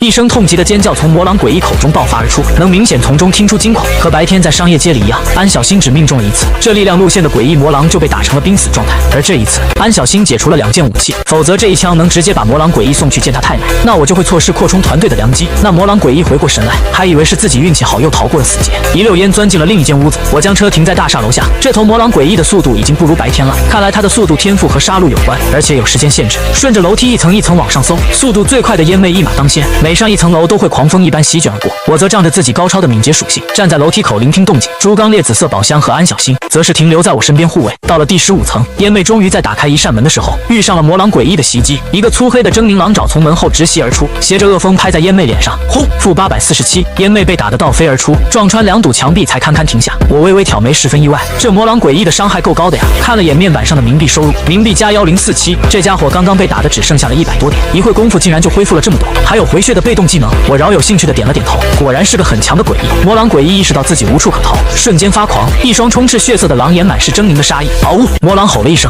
纵身向烟魅扑杀而去。烟魅也不甘示弱，起身就要和魔狼大战一场。就在此时，一架绿色冥币纸飞机戳在魔狼诡异狰狞的牙缝里，魔狼诡异一个机灵，狼爪下意识一挥，将纸飞机拽了下来。看清这是一张10元冥币，魔狼豁然转身嘶吼道：“人类，你竟然敢羞辱我！这将会是你这辈子最后悔的决定！”粗壮的后腿蹬踏在地，化作一道黑影，携着恶风猛扑而来。身旁的猪刚烈正准备迟钝顶上，却被我拉了回来。我平静地向狼爪迎去，仿佛一个坦然赴死的勇士。魔狼眼中凶光大放，给我死！轰！若是普通人类，这一巴掌下去，脑袋直接如西瓜一样粉碎。可我却毫发无损，身上飘起一个单薄的伤害数字1。魔狼诡异的狼眼骤然紧缩，浑身狼毛根根炸起，瞬间感觉恐怖的死亡阴影将他笼罩，甚至已经能看到自己被这恐怖人类打成碎片的景象了。但出乎他意料的是，我并没有做出反击，只是嘴角勾起一抹玩味笑道：“闹够了没？”咕咚！魔狼诡异重重吞了口唾沫，缓步往后退去。误会，都是误会。您大人有大量，别和我一条狗一般见识。狗咬了您一口，您总不能咬回来是吧？魔狼诡异向后面破碎的窗口退去，准备退到窗口旁直接跳下去。这里15楼，以他的属性摔死的几率90%，但继续留在这里，被这个恐怖人类杀死的几率100%，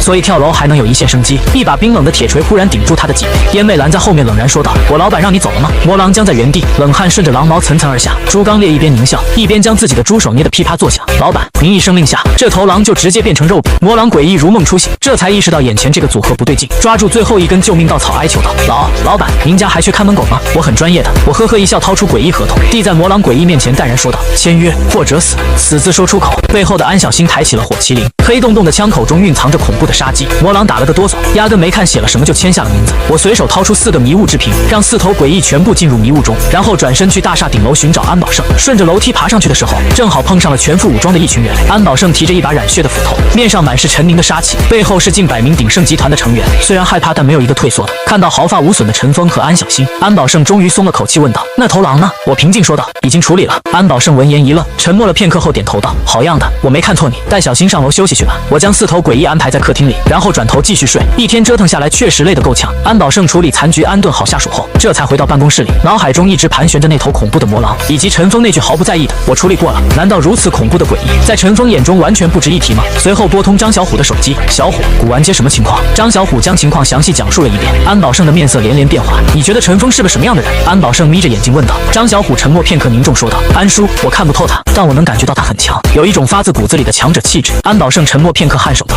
我知道了，今天晚上辛苦你，明天一早古玩街必须开始。”突然，张小虎那边响起一阵喧哗声：“我操，那是什么东西？火堆里怎么跳出来个人？”安保胜皱眉问道：“什么情况？”张小虎回头一看，顿时惊了。为了清理古玩街，他们升起了一堆火焚烧尸体，可刚刚一个浑身着火的人从里面冲了出来。张小虎摇了摇头，笑道：“没事，安叔，可能有个人没死透，被我们误烧了。”旁边的小男孩盯着那个背影嘟囔道：“这人有点像那个名叫王虎成的大哥哥。”安小星卧室，嘿嘿嘿嘿嘿，小美人儿，你往哪儿跑？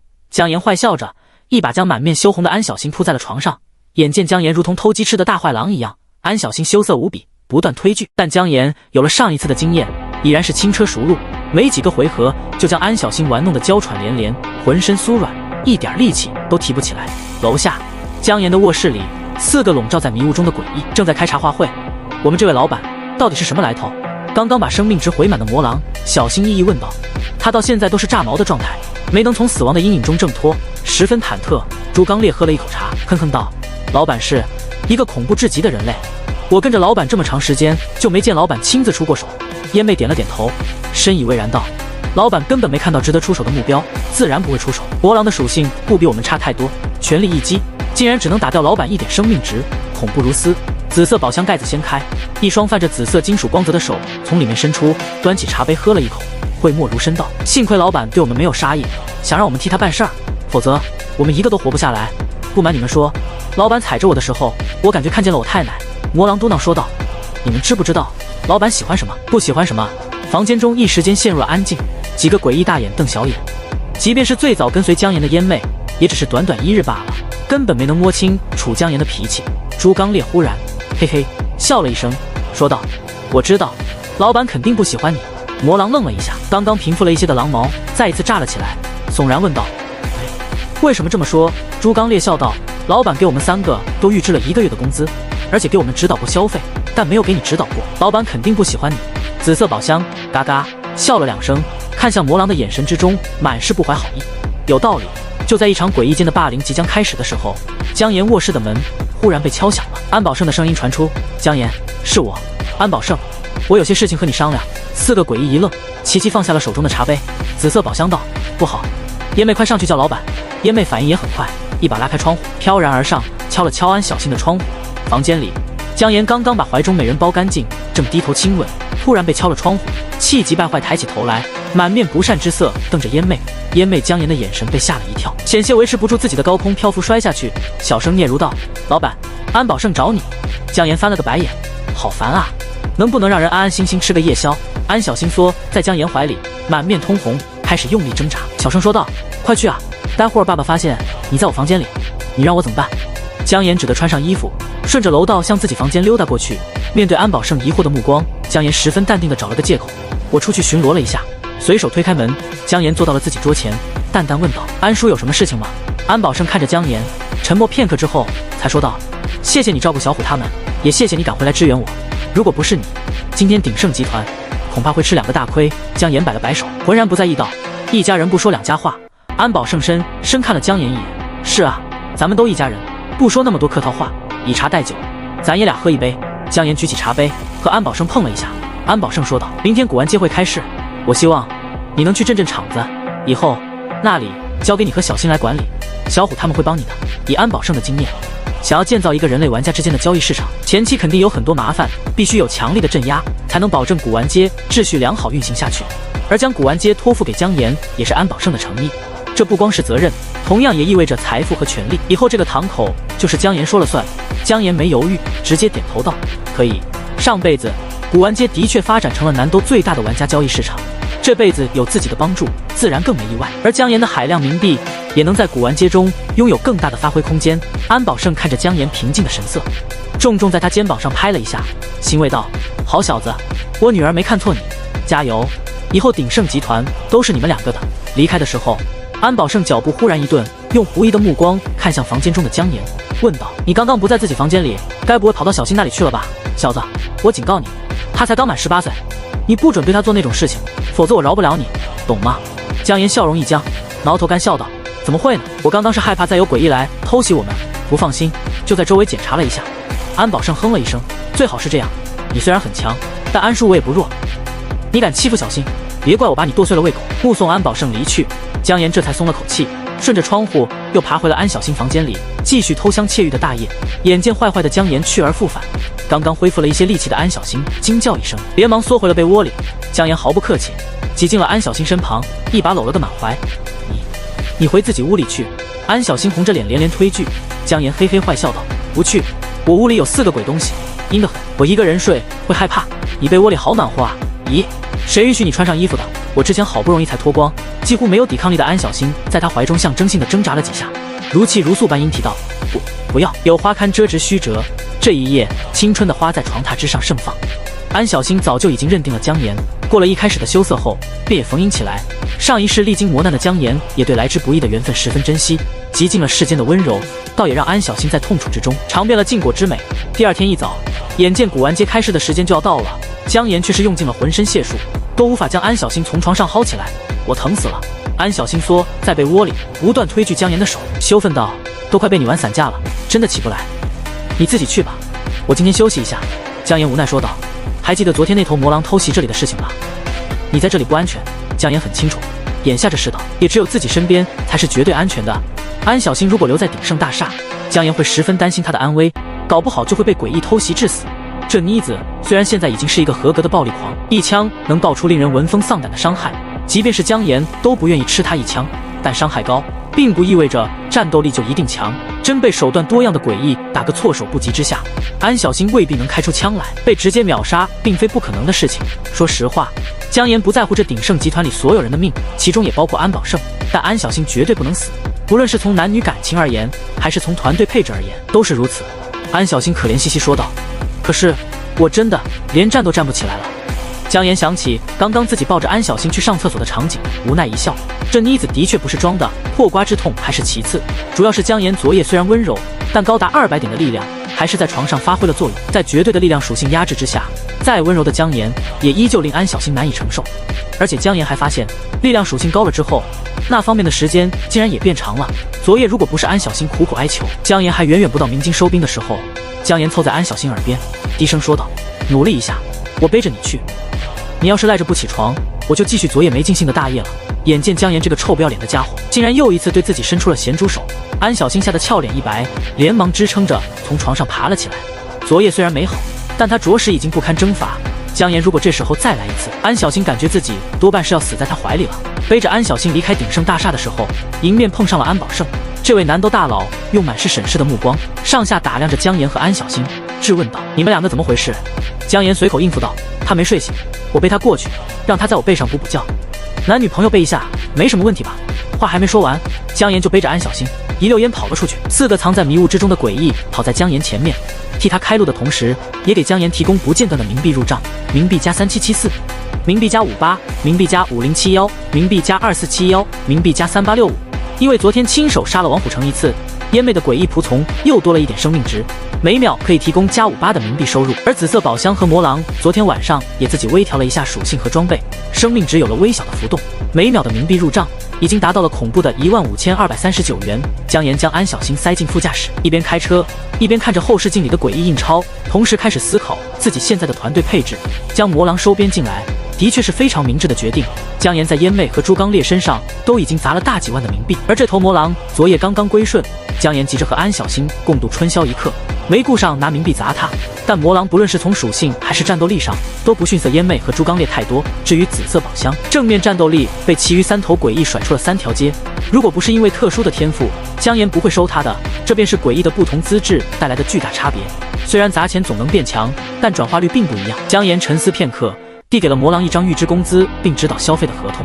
魔狼昨夜一直因为自己没有得到同样的待遇而惴惴不安，以为姜岩真的很不喜欢自己。眼下看到这张合同，顿时狂喜，立刻签下了自己的名字。姜岩研究了一下魔狼的属性和装备列表，发现这头力量特长路线的诡异成长方向非常符合自己的审美，不需要姜岩指挥，这魔狼就已经把力量点到了50点，装备也都是加血量和攻速的。姜岩递出了1万冥币，给魔狼挑了3件入门级别、价格相对低廉的不可成长套装，激活了3件套装属性，把他的生命值又往上抬升了1000多点，总体生命值达到了4975点。魔狼的眼睛都是亮的，不争气的泪水从嘴角不断流淌而下。这些套装他已经眼红很久了，但是一直没钱买。这1万冥币着实让魔狼体会到了被大佬包养的快感。与此同时，魔狼看向姜岩的目光也越发敬畏了起来。众所周知，氪金一定会变强，这位能随手掏出1万冥币的老板到底强到了什么程度？高深莫测的大佬抵达古玩街，这条街道经过张小虎等人一夜的清理，已经和昨日残破血腥的模样大为不同了。虽然还有淡淡的铁腥味萦绕不去，但街边划分的各个摊位以及摆出的各种商品，已经让这条街道多了不少生气。已经到了古玩街开市的时间，张小虎等人也在街头打出了售卖玩家装备的招牌，但一时间还没有人来。今天是第一次诡异降临的第2天，像姜岩这么适应突变的几乎没有，像鼎盛集团这种抱团取暖的也同样稀少，绝大多数人都还缩在角落里瑟瑟发抖，活在被诡异支配猎杀的阴影之下。所以这个节骨眼儿，张小虎在街头摆出的招牌压根儿吸引不来什么人类玩家参与交易。姜哥，情况不是很理想。张小虎挠着头苦笑道。姜岩淡淡一笑说道：“你不太会经营罢了，按我说的去做。”很快，在姜岩的调动下，古玩街入口的招牌变了，大大的红色横幅挂在入口处断裂的广告牌上，上面写着3个醒目的大字：安全区。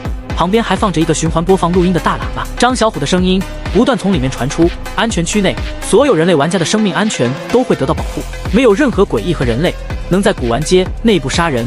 安保胜接管古玩街的目的就是创立一个新的人类交易秩序，而安全是重中之重，必须得到保障。而在这个诡异突然降临、疯狂杀戮的时刻，活下来的人类最渴望什么？自然是安全。2字和安全比起来，交易什么的根本不值一提。姜岩直接抓住了主要矛盾，为周围的人类玩家提供了一个不得不来的理由。至于交易，人流量上来之后，自然会带来交易量的增长。毕竟冥币留在身上没有任何作用，唯有换成能提供相应生存能力的资源，才能让他们在这个恐怖的世道之下搏出一条生路。古玩街内部的铺位本来都是留着招租的，但眼下是鼎盛集团的人在摆摊，卖的东西都是些常见的装备、技能，只不过价格比系统商城低廉10左右。这些商品大部分都是安保胜自己天赋宝箱开出来的，拿来充门面。姜岩看过一圈之后，开始掏兜，一件件系统售价数千的装备，技能从姜岩手中一件接一件的丢在了各个铺位上，都是姜岩直接从自己商城里买出来的。而这些东西在古玩街内的售价都比系统商城低了10，一来一去，姜岩当然是亏了。但现在睁着眼睛就能秒入16000冥币的姜岩，这点小钱已经完全不在乎了。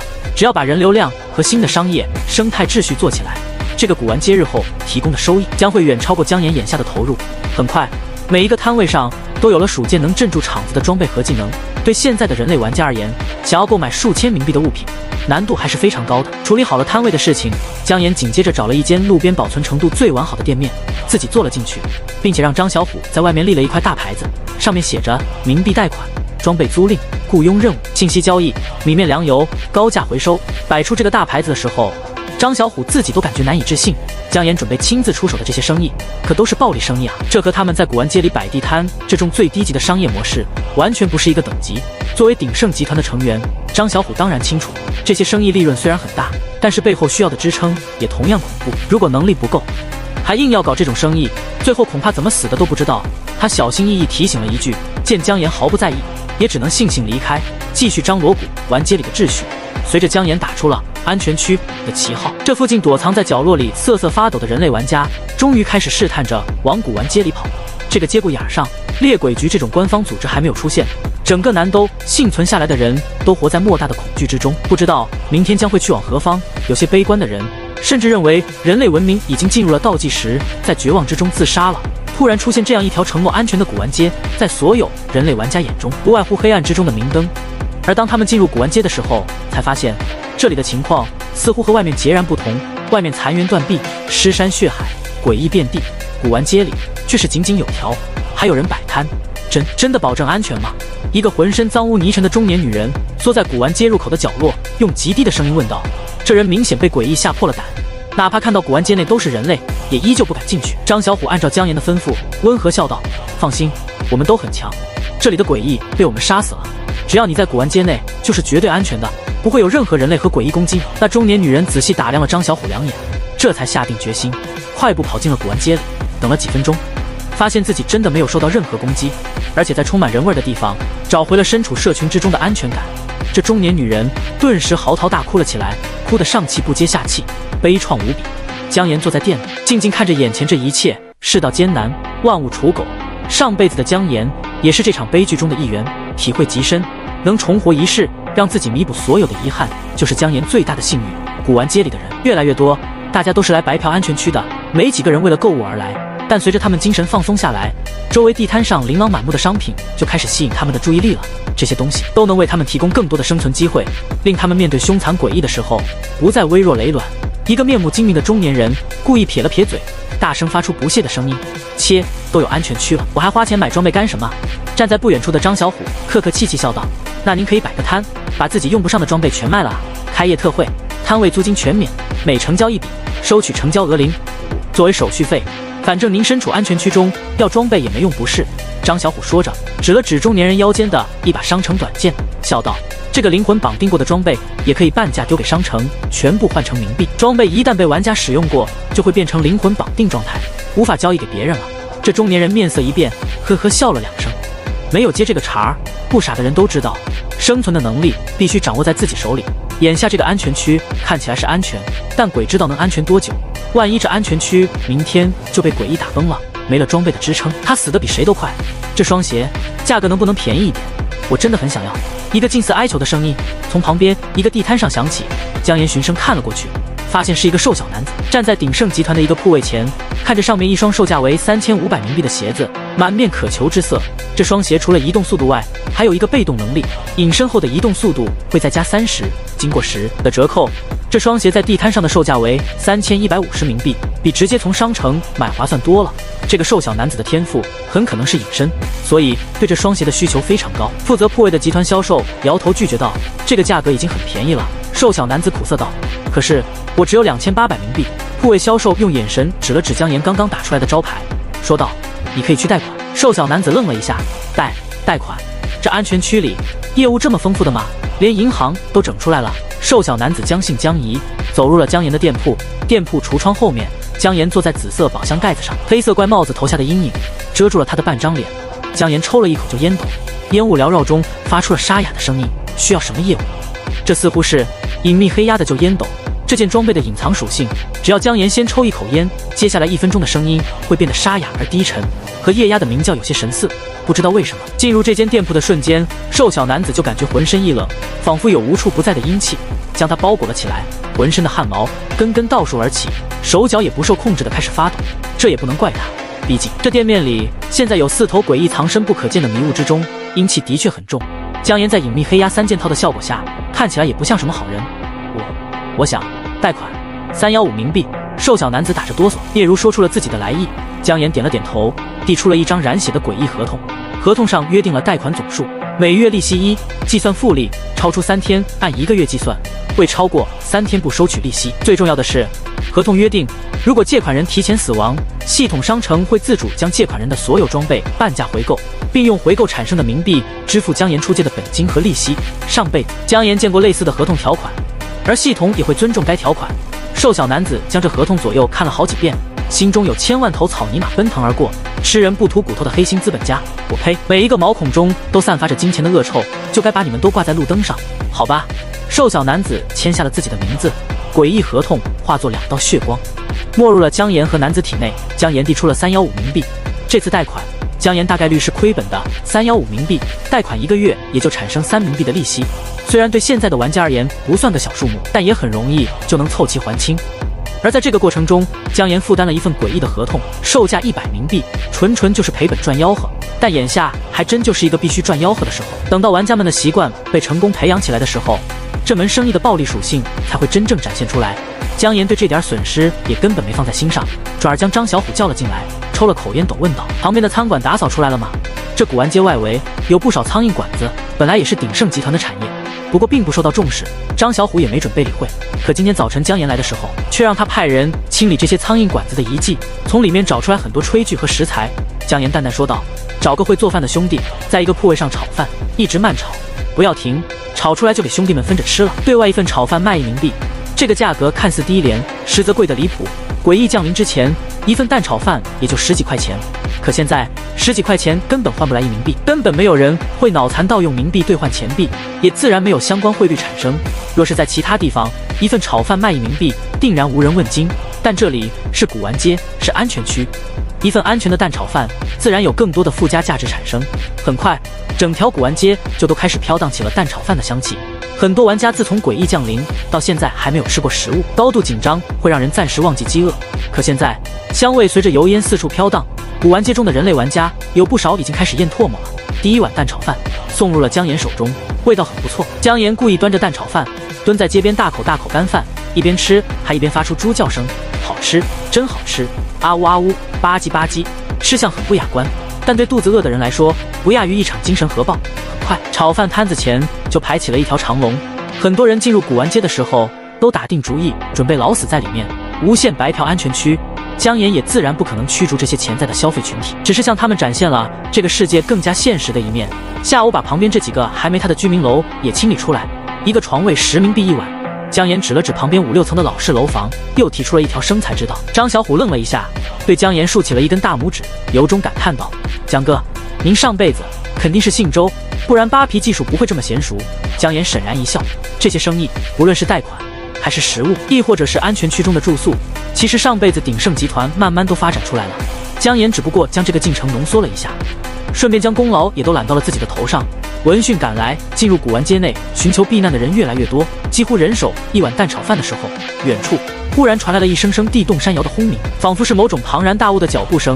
所有人的目光都随之看了过去，原本热闹的古玩街瞬间死寂一片。一个身高近10米、四肢细长如马杆、比例极其惊悚的怪物缓步从街道转角的大楼后走了出来，一双漆黑如墨的恐怖眼睛直勾勾看向了古玩街。这里有浓郁的生人气味，一片死寂的古玩街中，所有人的眼神齐齐颤抖了起来。诡异，是诡异！我的天哪，这么大的诡异，太恐怖了！这个诡异一定很强。一个中年妇女用力抓住了张小虎的胳膊，掐得他生疼，尖叫质问道：“你们不是保证这里是安全的吗？这个诡异为什么还会出现在这里？”旁边有人大喊道：“我就知道他们都是骗子，快跑啊，晚了可就来不及了！”有人带头，古玩街中的人立刻开始往外跑去，一声声愤怒的咒骂接连响起：“妈的，还骗我1冥币买了1碗蛋炒饭，这饭值不值1冥币，你们自己心里没点逼数吗？骗子，都是骗子！我当时怎么会信你们的？一片混乱之中，姜岩背着安小星从店面里走了出来。不断靠近的诡异目标实在太大，由不得姜岩和安小星发现不了。轰轰轰，一声声轰鸣脚步，越发显得急切起来，想要直接扑入古玩街，将里面这么多活人一网打尽，全是活蹦乱跳的冥币，香啊，真是太香了！这头诡异漆黑的眼睛中满是贪婪和兴奋。姜岩瞥了一眼自己的玩家面板，冥币加2182，这么大块头，就这点血，外强中干啊！姜岩淡淡说道，狙他一枪，用银质子弹。这个诡异看起来是很恐怖，但在安小星这种掌握致死杀伤力的射手面前，简直是最完美的活靶子了。安小星直接抬起了巴雷特的枪口，毫不费力瞄准了诡异的脑袋。轰！一声恐怖的爆鸣，长达半米的蓝紫色电光从枪口喷发，一枚炽热的银色子弹化作一道雷霆流光，直接命中了这个巨大诡异的眉心位置。暴击6147，玩家安小星击杀诡异，贡献度100，冥币加10211，自由属性点加1，装备漆黑魔眼，饰品装备破损的外骨骼盾牌，物品腥臭的诡异血肉。安小星玩家面板上刷了一大堆奖励。若是正常状态，这样一头诡异需要10数位人类玩家密切合作才能合力斩杀，甚至有人可能会牺牲在这个过程中。但安小星现在被姜岩灌注了几十万冥币，绝对称不上，正常一举秒了。而这头诡异身上的所有奖励也全部进了安小星的系统空间里。安小星看着自己一枪打出来的结果，原本还有些瞌睡的美眸顿时瞪得溜圆。这么爽吗？安小星开始真真切切体会到，做一个被大佬包养的暴力狂，原来是这么快乐的事情。姜岩并不意外，直接转身回到了自己的店面里，再一次坐在了紫色宝箱盖子上。他心中有些怨念，安小星体会到的这种一枪秒杀大怪兽的快乐，自己这辈子是无论如何都体会不到的。可惜的是，姜岩上辈子也没能体会过，真的好想试试啊！直到姜岩坐下之后的3分钟，一片死寂的古玩街才渐渐恢复了一些动静。最开始带头逃跑并且大声喷脏话的人，前脚才刚刚踏出古玩街街口，枪声就响了。安小星那一枪声势足够恐怖，吸引了所有人的目光。那个巨大的暴击数字，所有人都看到了，所有人都看懵了。那满嘴乱喷垃圾话的中年妇女揉了揉自己的眼睛，喃喃自语道：“刚刚那姑娘一枪爆了多少伤害？”一个小伙子震惊失语道：“我没看错的话，6000多！我的个亲娘嘞，这伤害也太离谱了！我他妈现在打出60点伤害都很勉强啊！那么大一头诡异，直接就给秒了。”回过神来之后，刚刚还叫嚣着要逃出古玩街，并且喷了很多难听垃圾话的人们，一个个都讪讪笑着，将自己的脚缩了回来，规规矩矩在古玩街里找了个地方蹲了下去。事到如今，他们才真正明白了古玩街口挂出来的安全区3个字含金量到底有多大。张小虎点起一根烟，面上满是自信和沉稳，实则心中的惊涛骇浪一点都不比这些人小。安小星可是张小虎看着长大的，一个如此文静温柔的姑娘，竟然不知怎么回事，突然就成了个一枪能爆6000多的恐怖女人。张小虎感觉自己的3观都在这一枪面前崩塌了。虎哥，一个集团成员站在张小虎身旁，哆哆嗦嗦问道：“小星都这么强，江哥他得恐怖到什么程度啊？”安小星刚刚那一枪的确震惊大家一整年，但明眼人都能看出来，安小星是为姜岩马首是瞻的，甚至刚刚那一枪都是在姜岩背上打出来的。能拥有这样的女人，本身就是无言的实力证明。依旧没人见姜岩出过手，但再没人敢质疑他的强。接下来的时间中，古玩街内的人越聚越多。突然降临的诡异虽然对人类社会造成了巨大的冲击，但所有诡异的目标都是杀死人类，基本设施并未在第一次降临中被完全摧毁，所以手机和网络现在还能勉强使用。古玩街的安全区很快被一开始聚集来的人们通过种种渠道散播了出去。现在是诡异降临的第2天，安全区这个概念除了姜岩坐镇的古玩街根本没人提出。也正是因为安全的稀缺，独一无二的古玩街很快成了难得所有人类玩家的希望之地。一批批人类玩家冒着半路上被诡异截杀的风险，从4面8方向古玩街聚集而来。这条古玩街很快变得比诡异降临之前都更加热闹繁华了起来，人头攒动，摩肩接踵。而随着人数的上升，古玩街的成交量也在快速攀升。姜岩连着做成了10几笔贷款生意，总共借出去3万多冥币。眼光比较长远的人已经趁着这个机会开始在古玩街内摆摊赚钱了。安小星也心血来潮，跑出去占了一个摊位，售卖自己刚刚击杀诡异获得的装备和物品。这些东西在姜岩团队里看着完全无用，但放在普通人类玩家面前却都是稀世珍宝，每卖出去一件就有1个人会倾家荡产。而姜岩大概率会因此多出一个贷款客户。忽然外面传来了一阵喧哗，姜岩看去顿时皱紧了眉头。一个浑身脏兮兮的男人紧紧抓着安小星的衣袖，大声说道：“小星，我终于找到你了，外面太危险了，你跟我走吧，我能保护你的。很多同学都跟我在一起，我们一起活下去。安小新被脏兮兮的男人抓住衣袖，明显吓了一跳，不知所措。他下意识抽了2下胳膊，可是男人握得太紧，一时间挣脱不开，小脸上满是慌乱和紧张。姜岩端着烟斗走到了安小新背后，冷然问道：“你有什么事吗？”听到背后传来姜岩沉静的声音，安小新心中一安，斥道：“李明，你快放开我！”姜岩这才注意到，这个脏兮兮的男人自己竟然认识，是高3同学，那个叫李明的班长。他身上的衣服残破且布满灰尘，仔细看才能辨认这是他们的校服。姜岩清楚记得，上辈子李明一意孤行，号召所有同学将门窗全部钉死，不光断绝了整个班级最好的逃生时机，他自己也死在了烟妹的袭杀之中。这辈子却因为姜岩收走了烟妹，李明一直存活到了现在。眼见李明的脏手死死抓着安小新的袖子，姜岩顿时想起这家伙在教室最混乱的时候，趁机将手伸进他自己女同桌裤子里胡乱占便宜的画面，眼神顿时一冷。色鬼，还敢对我的女人伸手了？放开你的脏手！没听到吗？随着姜岩的呵斥，一头巨大的猪影在李明背后突然出现，迷雾消散，朱刚烈摁住了李明的肩膀，将他一把灌在了地上。轰一声闷响，水泥地面上出现了一个凹坑。60这一击没想着杀李明，但也打出了一些伤害。李明凄惨的尖叫在古玩街中吸引了很多目光。姜岩冷着脸，随手又丢出了一个迷雾之瓶，将脱离了迷雾状态的朱刚烈又一次笼罩在迷雾之中。李明没看到显现了一瞬间的朱刚烈，直到是姜岩干的。他坐在地上，指着姜岩，一边哭一边神经质的尖叫道：“你打我！你竟然敢打我！管理员呢？这里是安全区，他打我！你们快把这个破坏古玩街安全秩序的人踢出去，不然我就把你们安全区的牌子砸了！”听到他的尖叫，周围的人都抱着看热闹的心态围了过来，他们很想看看古玩街准备如何处理人类之间的矛盾。安全区想要真的立足，不光需要将诡异拒之门外，同样也要树立一套人类之间的规则。姜岩冷冷笑道：“我就是管理员，你先攻击古玩街里的摊主，我才维护秩序的。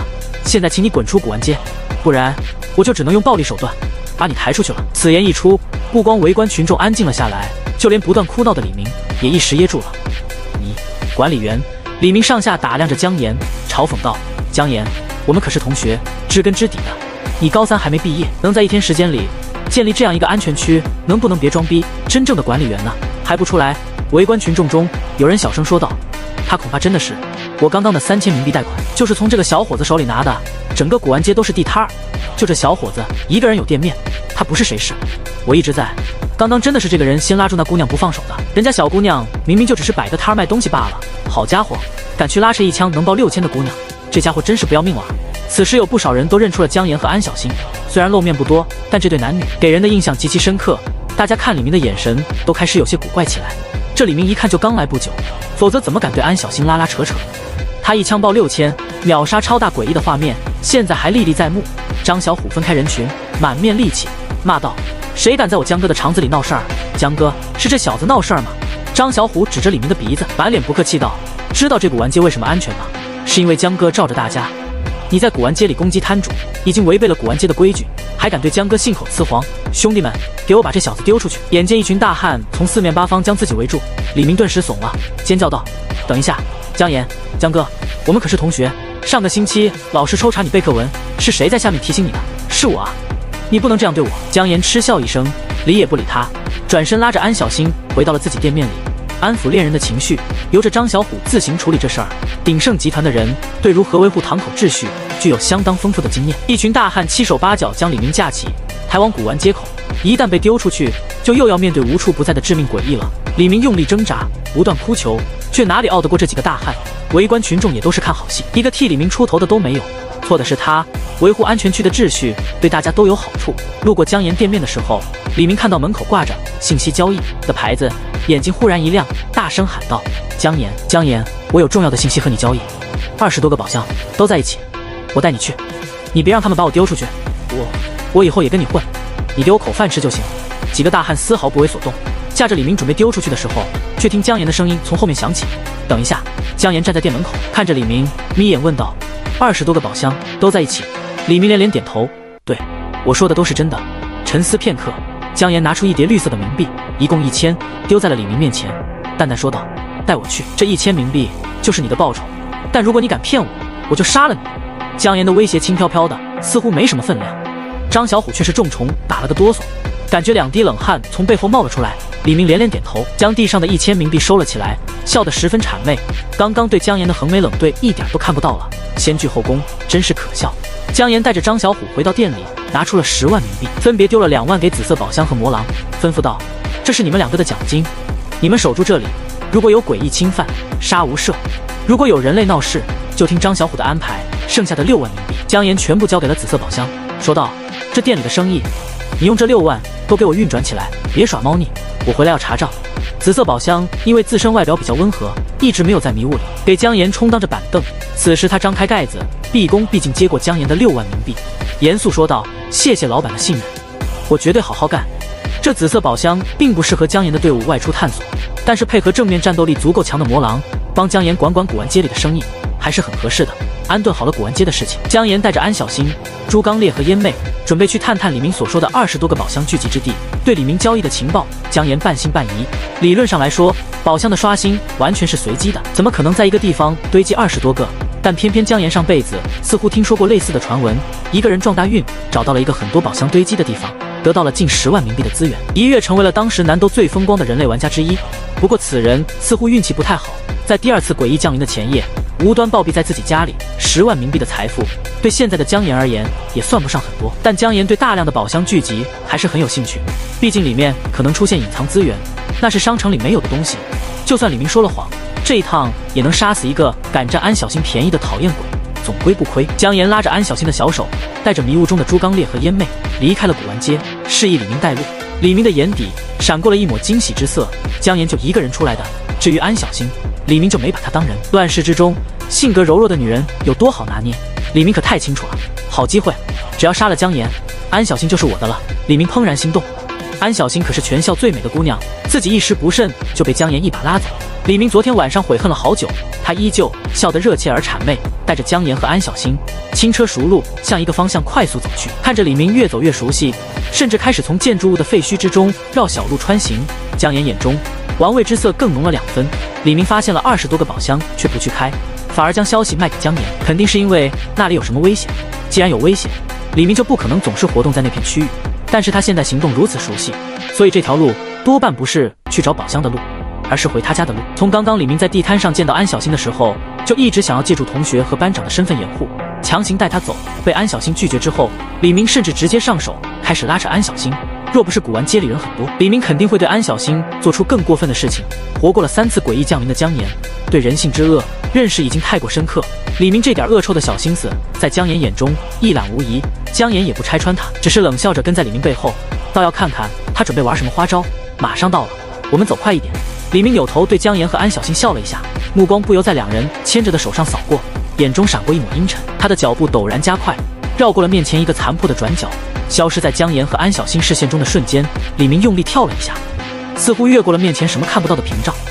而后他脸上的阴狠笑容再也压抑不住，从口袋里掏出了一把甩棍，藏在身前阴影之中，扭头向后看去。姜岩和安小新紧跟着出现在了转角后面，一步踏出，脚下突然响起了一声电子报鸣之音，一个藏在地面的陷阱被姜岩和安小新的脚步触动，嗡，一道道蓝色的电流在姜岩和安小新身上游走，瞬间将他们周身肌肉麻痹。安小新骤然感觉自己身体陷入了僵直状态，难以移动，美眸圆睁，惊呼道：“这是怎么回事？”姜岩并不说话，只是用玩味的眼神看着不远处的李明。李明狞笑着抽出了手里的甩棍，嘿嘿嘿嘿，姜岩啊姜岩，谢谢你送我的大礼，我会好好照顾安小新的，去死吧！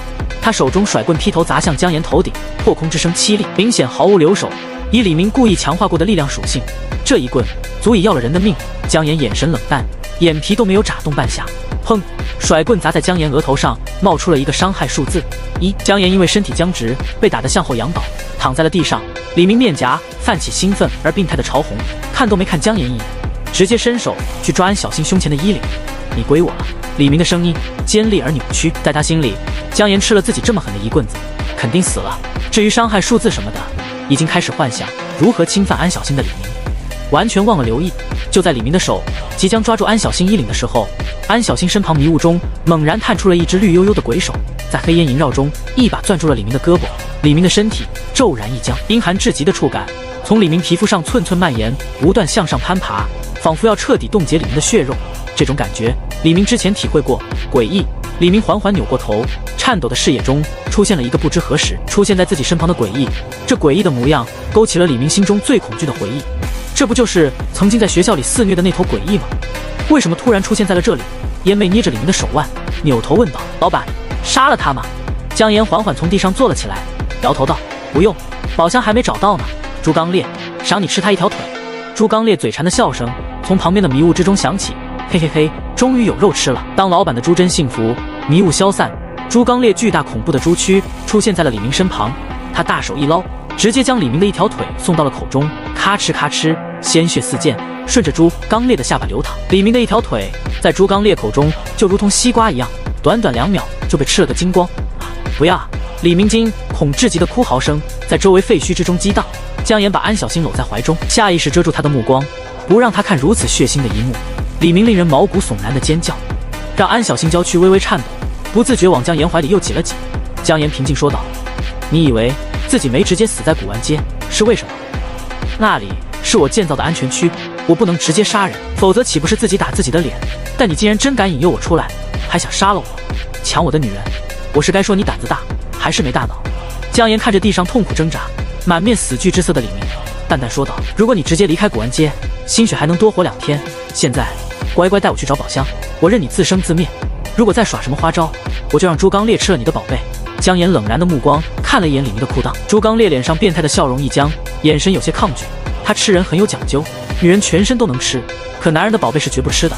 但如果老板真的要求的话，朱刚烈满脸挣扎和痛苦之色。李明已经被突然破开迷雾的2头诡异吓破了胆子，满脸泪痕和灰尘糊在一起，捂着自己的裤裆，连点头痛哭道：“别吃我，我再也不敢了，我这就带你去。”就在江岩让朱刚烈扛起李明，准备再次出发的时候，远处隐约传来的声音吸引了江岩的注意力：“救命啊！救命啊！”这似乎是好几个女人一同呼喊救命的声音，悲切而凄凉。若不是江岩敏捷已经到了200多，还真的很难听到如此细弱的呼救。江岩挑了挑眉，看向声音传来的位置，抬步走了过去。既然碰到了，出于人道主义，还是去看看有没有能帮忙的。看到江岩前进的方向，被朱刚烈抗在肩上的李明面色越发苍白，慌忙说道：“不是那里，这边。”江岩扭头似笑非笑看了看李明，说道：“你很着急啊？”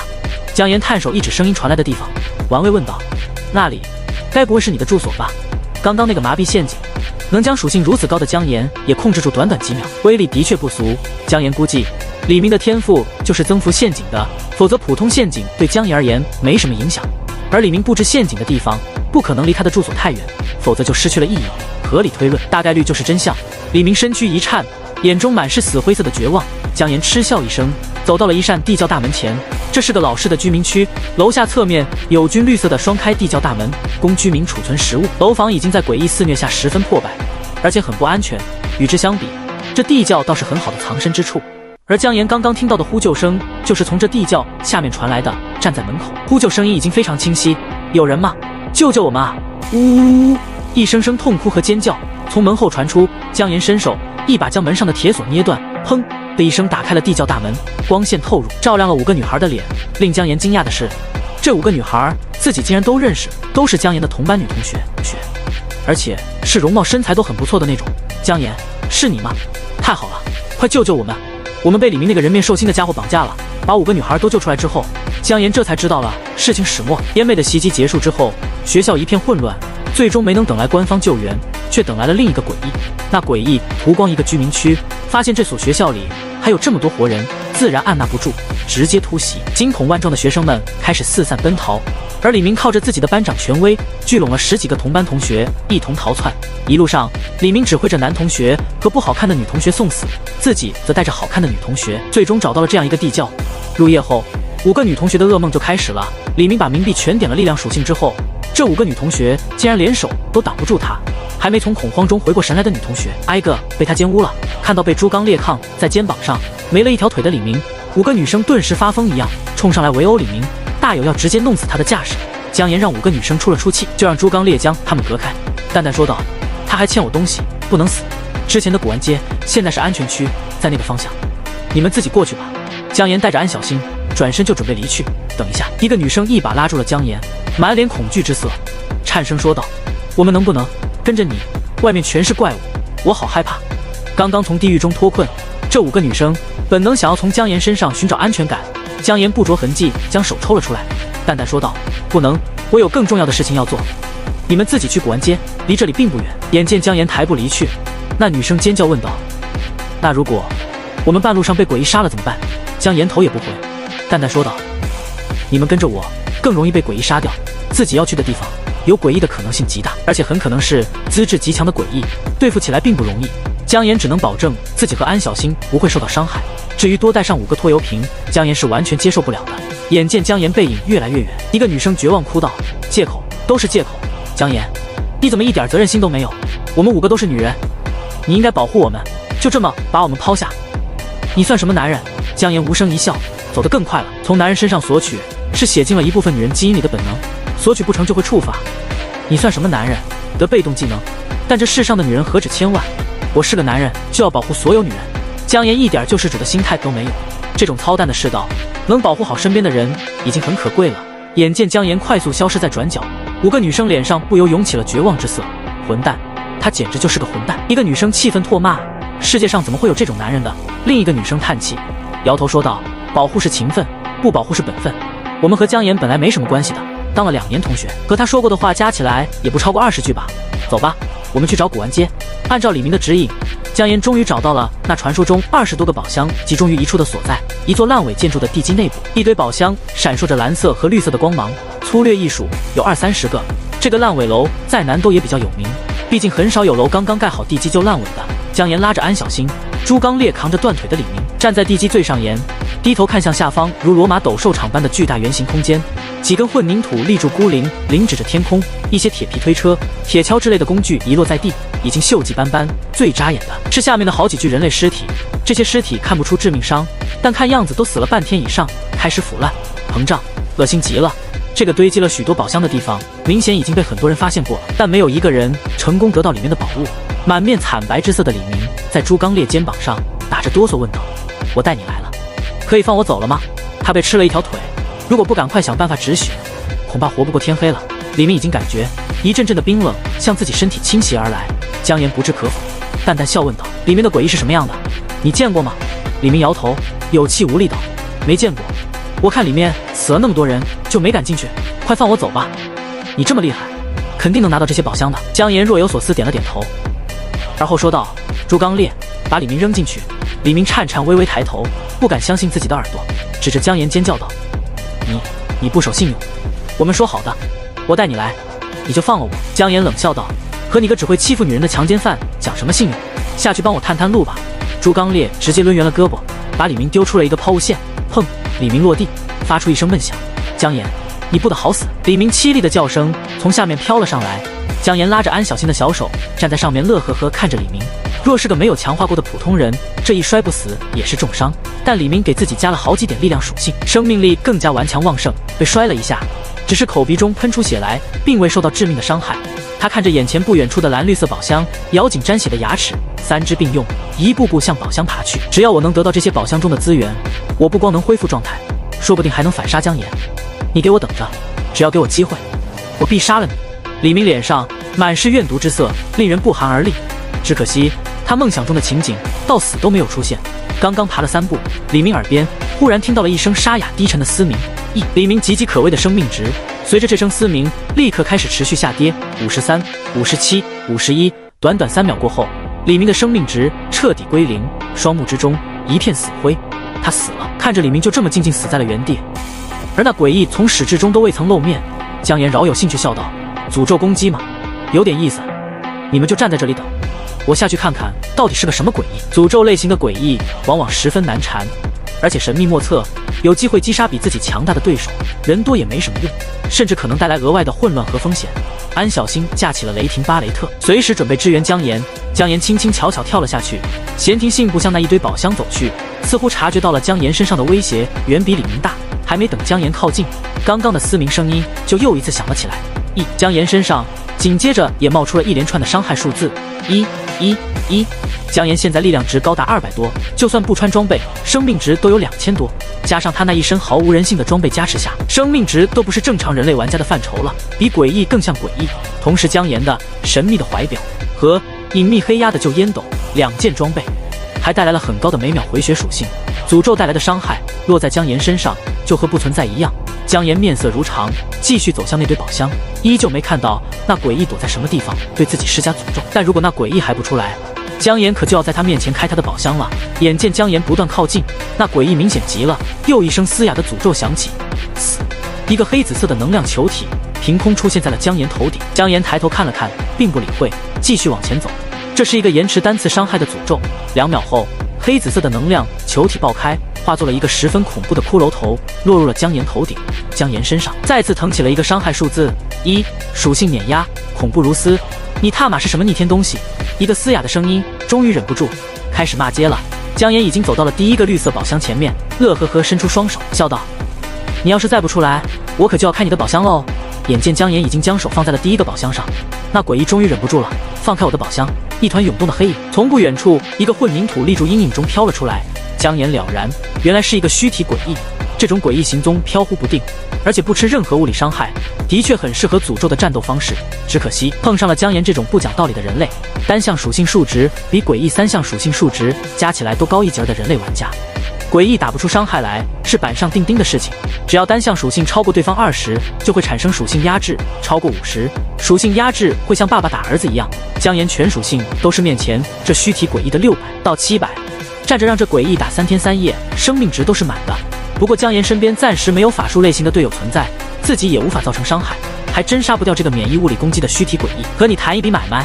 姜岩说着，开始掏兜，一叠叠金灿灿的冥币不断落在地上，很快堆成了一个小山包。姜岩指着冥币山包说道：这是10万冥币，这些宝箱都卖给我，你赚大了。靠近的时候，姜岩仔细数了一下这堆宝箱，发现数量比李明所说还要更多，达到了35个，其中有5个蓝色宝箱，30个绿色宝箱。以蓝色宝箱1万冥币，绿色宝箱1000冥币的平均价值计算，这堆宝箱能带来8万冥币的资源。姜岩砸出10万，这虚体诡异的确是赚了。不过姜岩也没亏太多，他想要的从始至终都是这一大波宝箱里可能存在的隐藏资源，只要开出1个来，就值得姜岩多付出2万冥币。看着满地的金币辉煌，虚体诡异陷入了沉默之中，整片黑影都僵在了原地，半分涌动都没有，仿佛被按下了暂停键。10万冥币，这是人能拿出来的财富。咔嚓一声脆响，虚体诡异回过神来，发现姜岩已经打开了第一个绿色宝箱，随手将里面的几百冥币、2件武器和一个技能卷轴揣进了自己系统空间里。等一下，虚体诡异心疼嘶吼道：这些都是我辛辛苦苦收集来的，眼见就要凑齐50个了，你现在截胡，至少得给我15万冥币，至少。姜岩呵呵一笑，理也不理这妄想对自己狮子大开口的诡异，继续去开第2个宝箱。虽然我的钱是大风刮来的，但不接受任何形式的勒索，10万已经足够有诚意了。如果这诡异不愿意公平交易，那就硬抢好了，反正宝箱上也没写诡异的名字。这诡异更是打不死自己，只能眼睁睁看着自己开他搜刮来的宝箱。姜岩一边推开了第2个宝箱的盖子，将里面的东西洗劫一空，一边淡淡说道：如果你不收起来那10万冥币，等我开完这些箱子，那10万也不属于你了。虚体诡异眼睁睁看着姜岩去开那第3个箱子，自己却无能为力，顿时发出了无能狂怒般的尖笑。好，我同意了，但我有个要求，这些箱子我来开，里面东西全归你。沙哑的声音中有掩盖不住的悲怆。黑影一把捞起了姜岩丢在地上的10万冥币，凑到了姜岩身旁，用力拉开了第3个宝箱。宝箱盖子清脆的开合声音令这虚体诡异发出了一声满足的呻吟。姜岩纳闷问道：你开宝箱有什么额外奖励吗？虚体诡异声音中满是惋惜：没有，我就是喜欢开宝箱的感觉。眼见我马上就要攒齐50个宝箱了，一次全开了肯定爽死。早知道会被人截胡，我凑够30个就开了。姜岩他忽然想起来，自己小时候吃虾仁炒饭的时候，总是会把虾仁一个个捡到饭碗边缘，等吃完最后一口饭，再把这些虾仁一口全吞了。这和虚体诡异收集宝箱然后大爽一次的举动很相似啊！而且虚体诡异的行动速度很快，所以收集宝箱的速度比正常的诡异和人类玩家都快得多，才能在短短时间中囤积了35个宝箱。如果姜岩晚点过来，这里的宝箱说不定还能更多。回想上辈子，那撞大运开了这些宝箱的人，恐怕是趁着这个虚体诡异出去寻觅宝箱的时候，把他家给偷了。后来那人离奇暴毙，估计也是被这暴怒的虚体诡异找到，直接咒杀了。不过话又说回来，如果这虚体诡异不囤积宝箱，而是在找到的时候就将这些箱子都开了，恐怕是能给姜岩造成一些麻烦的。8万冥币的资源足够这虚体诡异产生质变了，到时候整个团队都不具有法术攻击能力的姜岩，恐怕也要被这头诡异玩得团团转。这个虚体诡异资质很好啊，甚至有一些成长为竞技的潜力。姜岩若有所思地看了一眼自己的玩家面板，冥币加1462，现在这虚体诡异还挺弱的，估计他一直沉浸在囤积宝箱的延迟满足之中，无法自拔。手里没多少冥币，奖励强化自身，可以，都给你开。姜岩跟在这虚体诡异后面，将每一个宝箱里的东西一扫而空，而虚体诡异一个个宝箱开过去，肉眼可见得越来越兴奋，黑影涌动的速度都变快了至少1倍，好爽啊！宝箱清脆的声音，呜呜呜，里面这些宝贝为什么不是我的？呜呜，可恶的人类，等我变强，一定要杀了你报仇！这虚体诡异嘴巴里絮絮叨叨，不乏对姜岩的威胁和咒骂，姜岩却是乐呵呵的，已经在谋划如何收编这头诡异了。虚体诡异本身就很罕见，资质这么好的更是万中无一，既然碰到了，就不能放过。开完最后一个箱子，姜岩抢在虚体诡异化身阴影溜走之前，率先开口道：“我缺个保镖，看你挺合适的，愿不愿意给我工作一段时间？”虚体诡异顿了一下，姜岩感觉到一双打量的目光，隐约从黑影中看向了自己。我是诡异，给你一个人类工作。诡异沙哑嘶鸣道：“你简直是在异想天开！我要不是打不过你，你早就已经是一具尸体了。”姜岩呵呵笑道：“要不先看看待遇再说。”虚体诡异也看出来这个人类似乎非常土豪，没有断然拒绝，而是冷哼道：“那就看看你能拿出什么待遇来。”姜岩递出了一张染血的合同，不过这个合同和给其他诡异的有些不太一样。虚体诡异的黑影拧成一只手的模样，捏住合同仔细看了起来。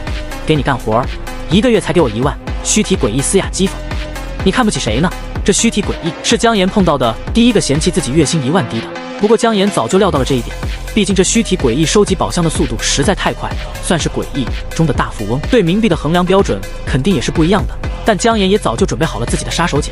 姜岩老神在在，笑道：“你再看看下面。”虚体诡异顺着合同往下继续看去，甲方每天提供乙方3次开启紫色宝箱的机会，资源归甲方所有，除紫色宝箱外，甲方获得的所有宝箱都交给乙方开启，每日至少10个宝箱，品质不限，资源归甲方所有。看到这2个合同条款的时候，虚体诡异完全愣在了原地，半天都没有涌动一下。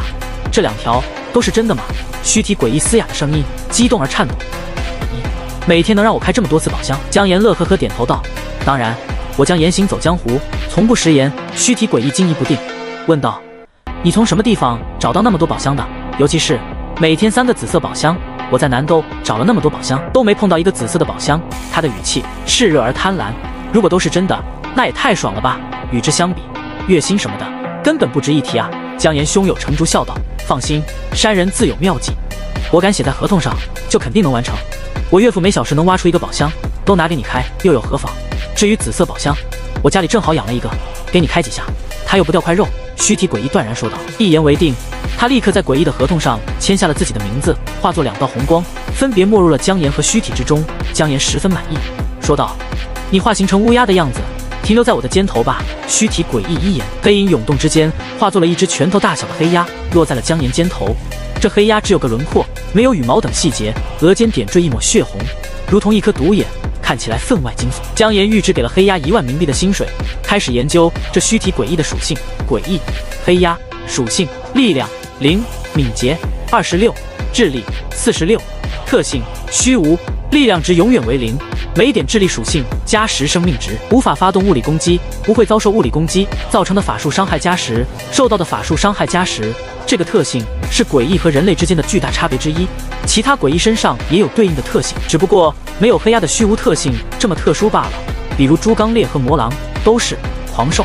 特性：力量值加30，近战攻击力加15，受到伤害10。烟魅的特性则是灵体，能够漂浮在空气中，移动速度加20，攻击速度加20，暴击率加10，每击杀1个人类加1灵魂仆从。特性的存在也决定了诡异往往比人类玩家强大很多，可能是因为没有力量值的关系。黑鸭的智力属性格外高，没有经过任何强化，一降临就是46点，资质确实很强啊。姜岩心中啧啧称奇，继续往下看去。天赋：虚灵之影，能隐藏在黑暗阴影之中，移动速度加2000，静止时与阴影锚定，法术攻击力加200，技能：诅咒 E 等级1，造成每秒15法术攻击力的伤害，持续10秒，消耗175点魔法值。技能：诅咒死等级1，2秒后造成法术攻击力100的伤害，消耗200点魔法值。这个天赋也很厉害。至于2个诅咒技能，没什么特殊之处，在商城里也能买到一模一样的，但配合黑鸭的天赋和诡异特性，能发挥出来的效果远超预期。看过黑鸭的诡异面板之后，姜岩立刻断定黑鸭是个很有潜力的远程法术输出，绝对能补齐自己的团队短板。你手里的11万准备怎么花？姜岩摩擦着下巴，开始指导黑鸭花钱。这11万砸下去，黑鸭的恐怖程度会立刻上升好几个层次。一人一鸭商量了一会儿，先将黑鸭的智力属性加到了100点，然后又给黑鸭买了另外2个诅咒技能，补齐了黑鸭的4个技能栏。技能、诅咒、衰，等级1，降低目标时移动速度和时魔法抗性，持续15秒，消耗100点魔法值。技能、诅咒、灭，等级1，造成200法术攻击力的伤害，并立刻结算目标所有持续性诅咒伤害，消耗500点魔法值。远程法术输出和近战物理伤害的风格迥然相异，战斗核心就是技能的释放。补齐了4个技能的黑鸭，甚至已经出现了简单的技能循环：起手释放衰、E、死、灭、E、死、灭循环释放，同时保证衰的 debuff 不断荡。黑鸭给自己买了一个法伤权杖，一个加血回蓝指环作为基础装备，然后将剩下的冥币全部用来升级4个技能，4个技能全部点到了6级，总共花费64000冥币，加上属性和2件装备，把姜岩给的冥币花了得干干净净。随着黑鸭智力值的提升，他在姜岩玩家面板里提供的冥币也变成了冥币加2279，这点生命值基本全靠智力属性，没什么装备和技能的支撑，是个绝对意义上的脆皮法师。姜岩心中暗自叹息，真是个不称职的印刷材料。他和紫色宝箱加起来都没有猪刚烈印的多，关键是还吃了这么多资源，堪称是个不折不扣的冥币黑洞。这一趟姜岩收获不小，不光得到了35个宝箱，还进一步补全了自己的团队短板。宝箱里的普通资源对姜岩而言不值一提，拿回去也是丢在古玩街上卖。隐藏资源中有几件是姜岩比较看重的，其中一件受击回血的戒指，姜岩分给了团队肉盾猪刚烈；一把远程攻击几率附加恐惧效果的手弩，姜岩给了烟妹；还有一个攻击叠加攻速的隐藏被动技能，姜岩仔细思索后还是给了安小星。被动技能狂暴连击，等级1，每攻击一次提升1，攻击速度最高提升25，改变攻击目标则重置攻速。安小星接过姜岩递来的技能卷轴，都没看具体是什么，直接选择了学习。然后他压低声音说道：“姜岩，我刚刚感觉似乎有什么东西在远处窥视我们。”在姜岩的持续灌注下，安小星的敏捷属性也已经突破了100点，耳聪目明，被人偷看甚至还会有第6感警示。姜岩面色如常，点头说道：“只是窥探的话，不必理会，先把狂暴连击点到10级。”姜岩说着，掏出了一叠叠冥币递给安小星，一共递了26次。安小星的冥币余额也上涨了26万，10级技能一共需要花费256000冥币，堪称天价。即便是姜岩也需要攒半分钟才够。旁边的3头诡异梗着脖子，瞪着眼睛，目睹这场悄无声息的财富转移，瞠目结舌。猪刚烈和烟妹已经有些麻木了，只是吞了吞口水，无声中对老板娘投去了羡慕的目光。但黑鸭还是第一次见这种事，沙哑声音如同火烧屁股一样，尖叫道：“你还有这么多冥币？你从哪儿来的这么多？”他还以为刚刚姜岩买自己宝箱的10万已经把他榨干了，才需要雇佣自己贴身保护。可现在看来，这个人类简直是富得流油啊！姜岩呵呵一笑，伸手拍了拍黑鸭的头，高深莫测道：“好好跟着老板我混，未来前途光明。”安小星昨天晚上已经深入了解过了姜岩的天赋，知道他的冥币都是大风刮来的，也不惊讶，只是点起脚，吧唧在姜岩嘴唇上亲了一口，带着甜蜜的笑容。安小星在自己玩家面板上连点10下，将狂暴连击加到了10级。这个技能商城里并没有，属于只有宝箱中才会出现的隐藏资源，对远程炮台而言是质变技能。1级的技能强度就已经很强了，10级之后技能变成了这个样子。被动技能狂暴连击，等级10，每攻击一次提升5，攻击速度和1，攻击力最高叠加100层，持续360秒。虽然早有心理准备，可姜岩看着这个技能还是不由倒吸了一口冷气。一共是500的攻速和100的攻击力，随着战斗过程不断涌现，增幅程度堪称变态，还没了切换目标重置的限制。这还是姜岩活了2次，第一次亲眼见到10级技能疯狂氪金带来的效果，果然恐怖。就连姜岩自己都没有舍得将自己的4个光环技能点到10级。如果团队中的诡异都在场，姜岩现在的理论冥币入账，每秒钟有18628，每小时就是6706.800，似乎点个10级技能非常轻松。但姜岩实际上的入账远没有这么理想，他能安安心心满负荷印冥币的机会并不是很多。离开古玩街已经好几个小时了，这期间的印刷材料只有烟魅和猪刚烈，还不是每时每刻都能印，整体印钞的效果大打折扣。而且比起10级光环，姜岩更倾向于将冥币砸在自己的属性上，属性在10万零150点之间，每一点需要1万冥币，而15万零200点之间需要10万冥币每点。姜岩3个属性全点，总共需要1650万冥币。昨天的入账已经全部清空。至于今天，姜岩的3项属性已经全部突破了200点，每加1点需要100万冥币。之前赶路的时候，姜岩顺手在自己的3项属性上乱点。现在的属性是这样的：玩家姜岩属性力量244，敏捷249，智力241，普通人平均值为5。上辈子姜岩死的时候，人类玩家的平均属性也就50点左右。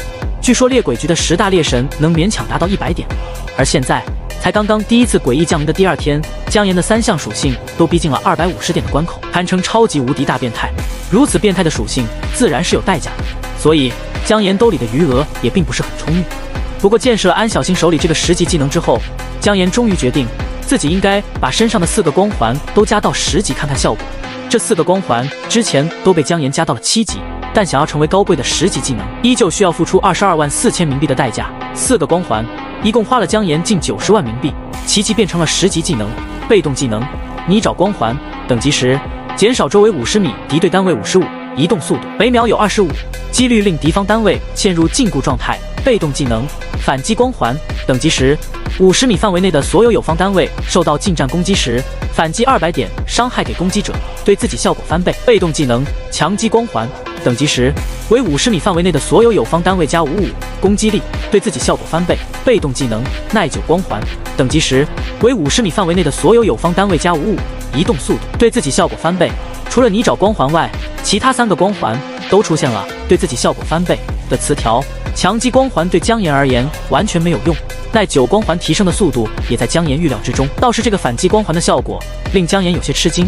之前李明敲姜岩那一棍子的时候，他也被反击光环伤害到了，不过只打掉了70点伤害。姜岩之前认为反击光环更适用于长时间缠斗情景下发挥作用，可升到10级之后，这个光环开始产生质变了，400点近战反击伤害，猪刚烈也只能打姜岩10几拳就会被反击致死。还不错，姜岩自语道。不过没有安小新那个10级技能经验，清点好这次的收获。姜岩拉着安小新向古玩街的方向折返而去。这个安全区刚刚建立，还需要多番照料才能渐渐步入正轨。但刚刚走出一个街角，姜岩猛然停下了脚步。前面4个人正手提棍棒，满脸不善之色看着迎面走来的姜岩和安小新，背后也有杂乱的脚步声传出。8个人从后面绕了出来，堵住了退路。一个光头上有龙形刺青的大汉，手中铁棍直指姜岩，沉声说道：“小子，你刚刚开了那么多箱子，收获不少啊！哥几个已经盯着那堆箱子很长时间了，被你直接截胡，还想这样一走了之，把哥哥的东西吐出来，不然你今天走不了了。”姜岩了然，安小新之前说有人偷窥他们，估计就是这帮家伙。此时朱刚烈和烟魅都笼罩在迷雾中，黑鸦站在姜岩肩头，就小小一只，没什么威慑力。这些人显然将姜岩和安小新当成了可以随便拿捏的软柿子，尤其是看向安小新的目光中满是不加掩饰的邪念，其中意味任何一个男人都能看懂。姜岩深深看了一眼刺青男，似笑非笑道：“你的东西，那你为什么不去拿？自己胆子小只敢在旁边看，别人拿了你又急不可耐地跳出来，无勇无谋，真是可笑。”龙形刺青男被姜岩对的面色骤变，他昨天晚上就发现了那堆宝箱，也派人去试探过，但那个小弟下去没多久就直接一头栽倒在地，死得不明不白。事出反常必有妖，龙形刺青男这帮人见状，再没一个敢下去，但又不甘心就此离去，只能藏在附近，眼巴巴看着那堆宝箱望梅止渴。姜岩下去的时候，他们就已经注意到了，但都以为姜岩也会一模一样暴毙在下面。但令他们万万没有想到的是，姜岩竟然一个个把那些宝箱全开了，东西也尽数收入囊中。刺青男一伙人理解不了这到底是为什么，但他们绝不甘心眼睁睁看着这么肥美的一只鸭子飞走。刺青男被姜岩一句话对的破防，暴怒道：“小子，我看你是活腻歪了，兄弟们，先把那小妞拿下。这小子如果不乖乖交出我们要的东西，就在他面前将这小妞好好收拾一遍。”周围的大汉一个个都满身泥尘，十分狼狈，但此刻全部搓着手，淫笑出声：“嘿嘿嘿嘿嘿，龙哥真是懂兄弟们，就好这一口，肤浅木饭，想想都爽。”听着他们的污言秽语，姜岩笑了，笑容无比森冷。他从末世来，见识过无数腥风血雨，又怎么会在乎这几个莽汉的命？更别提他们敢对自己的女人出言不逊。烟魅，他们都交给你了。姜岩淡然说道。烟魅的灵体特性能从每一个击杀中获得加一灵魂仆从，每个灵魂仆从拥有1点生命值，并且为烟魅提供加1攻击力和加1攻击速度。自从跟了姜岩，烟魅杀人的机会就少得可怜。这次的12个人就全部归他了。身旁迷雾之中传出了烟魅的声音：“是，老板。”迷雾散开，手提浩劫铁锤的烟魅悄然现出了身形，轰！一锤砸出，距离安小星最近的一个大汉头颅直接如西瓜一般爆碎。425，烟魅的伤害并不高，攻速也一般，在团队里综合输出能力只排倒数第2，倒数第1是印超级姜岩。但眼前这些人力量属性都不超过10点，加上装备支撑，生命值也少得可怜，在烟魅的铁锤下毫无生机。眼见一头如此凶悍的诡异突然从虚无之中出现，一锤子就砸死了一个兄弟。龙哥等人顿时惊呆，还活着的11个人一时间目瞪口呆，毛骨悚然，不知所措。这什么东西？从哪儿冒出来的诡异？这诡异叫那小子什么？烟魅却是不理会龙哥一群人的惊恐，手中铁锤连连出击，轰轰轰！一连串闷响传出，每一次都有一颗头颅应声爆碎，红白之物溅洒一地。氪金接近10万冥币的烟魅，面对这些还没完全弄明白游戏规则的人类，简直如同虎入羊群，每一击都能收割一条人命，血腥而残暴。这10几个人被突然出现的恐怖诡异吓得心胆俱裂，刚刚还摩拳擦掌，淫笑连连的他们全部尖叫着开始逃命。他们心中齐齐闪过骇然，那个小子竟然拥有一头如此强大的诡异效力，这怎么可能？他到底是怎么做到的？这作鸟兽散的一群人，在一头敏捷已经开始向100大关逼近的诡异面前，他们的逃命速度实在太慢，更别提还有姜岩泥沼光环的减速效果。很快，一群人死的只剩下了一个龙哥。那次青龙哥早就被同伴的接连死亡吓得丢了魂儿，此时双腿一软，跌坐在地上，连连对着姜岩和烟魅叩首哀求，声音谄媚至极：“别杀我，我知道错了，我以后给您当狗，留我一命，留我一命，我什么都能做，真的，我会的东西很多。”烟魅扭头看了一眼姜岩，姜岩吐了个烟圈，毫无表示。烟魅便知道了老板的意思。轰！随着最后一声铁锤砸落的声音，龙哥的脑袋轰然爆碎，苦苦哀求戛然而止，红白色的浓浆迸射满地，无头的尸体抽搐着倒闭在的绝望之中死去了。烟魅带来的冥币收入也变成了这样：冥币加3774，冥币加70，蚊子再小也是肉啊！每秒加12冥币，每小时就是43200，4舍5入，一天就能多印1个亿。姜岩十分满意的点了点头，带着安小星和3头诡异折返古玩街，里面的人比他们离开之前更多了，几乎已经到了魔间接踵的程度，全部铺位都已经被机灵的人占据，开始不断叫卖，一副烟火市井气息渐渐复苏。鼎盛集团之前摆摊冲门面的那些人，也在无声无息中一点点退去，只将商品集中在几个摊位上，剩下的摊位都让给了外人。姜岩扫了一眼，发现这些人的铺位上售卖的东西都十分低廉，几十几百冥币的东西占据绝对的主流，超过1000冥币的东西都很少。交易这种东西，就算轮次很多，古玩街也是赚不到什么钱的。但眼下的人类玩家手里都没什么冥币，自然也无法完成大宗交易。秩序正在这个小打小闹的过程中快速成型，随着时间的推移，古玩街也会渐渐走上正轨。而其中蕴含的机遇和财富，即便是姜岩也不得不心动。姜岩在人群中看到了之前救出来的那5个女同学，身处人群之中的她们似乎恢复了不少安全感。姜岩没有过多理会，回到了自己的店面之中，肩膀上的黑鸭急不可耐道：“我的宝箱呢？我们说好的，到了你的地盘，你就让我开宝箱。”他一点都不想要姜岩的1万月薪，他只想帮姜岩开箱子，开天亮的箱子。姜岩乐呵呵绕过桌子，将紫色宝箱手脚塞回去，盖上盖子，拉出来之后对黑鸭说道：“按照我们的约定，你今天可以开它3次。”看到这毫无破绽的紫色宝箱，黑鸭猩红的独眼之中兴奋的光芒爆射。我靠，老板，你竟然没骗我，真的有紫色宝箱，太厉害了，真是太厉害了！嘶哑的声音在房间中回荡。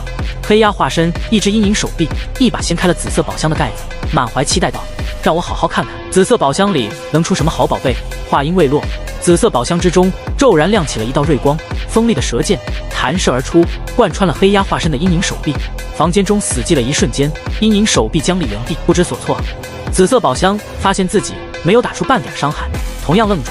我这是开出来的什么隐藏资源？黑鸭呢喃自语，十分纳闷。还会动的？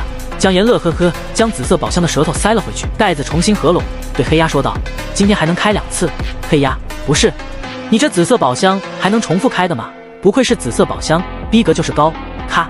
黑鸭又一次满怀期待地拉开了紫色宝箱的盖子，一双满怀幽怨的目光从里面投出，看着姜岩，一言不发，感觉老板使用我的姿势有点奇怪。黑鸭看着宝箱里面的那双眼睛，沉吟道：“这是一件稀有装备吗？真特殊啊！姜岩一压盖子，将紫色宝箱再次合拢，说道：“今天你还能开一次？”黑鸭感觉有什么地方不太对劲，将信将疑，又咔的一声掀开了紫色宝箱的盖子。你礼貌吗？一双泛着金属光泽的紫色手臂从里面探出，一把将自己的盖子关了起来，完全自闭了。听到这紫色宝箱竟然还会说话，黑鸭目瞪口呆，半晌之后才回过神来，惊叫道：“这不是真的宝箱，是个诡异！你骗我！”姜岩在旁笑道：“没骗你啊，这是紫色宝箱，给你开了3次，按照我们的合同，你只负责开，里面的资源全部归我，所以对你而言没什么不同。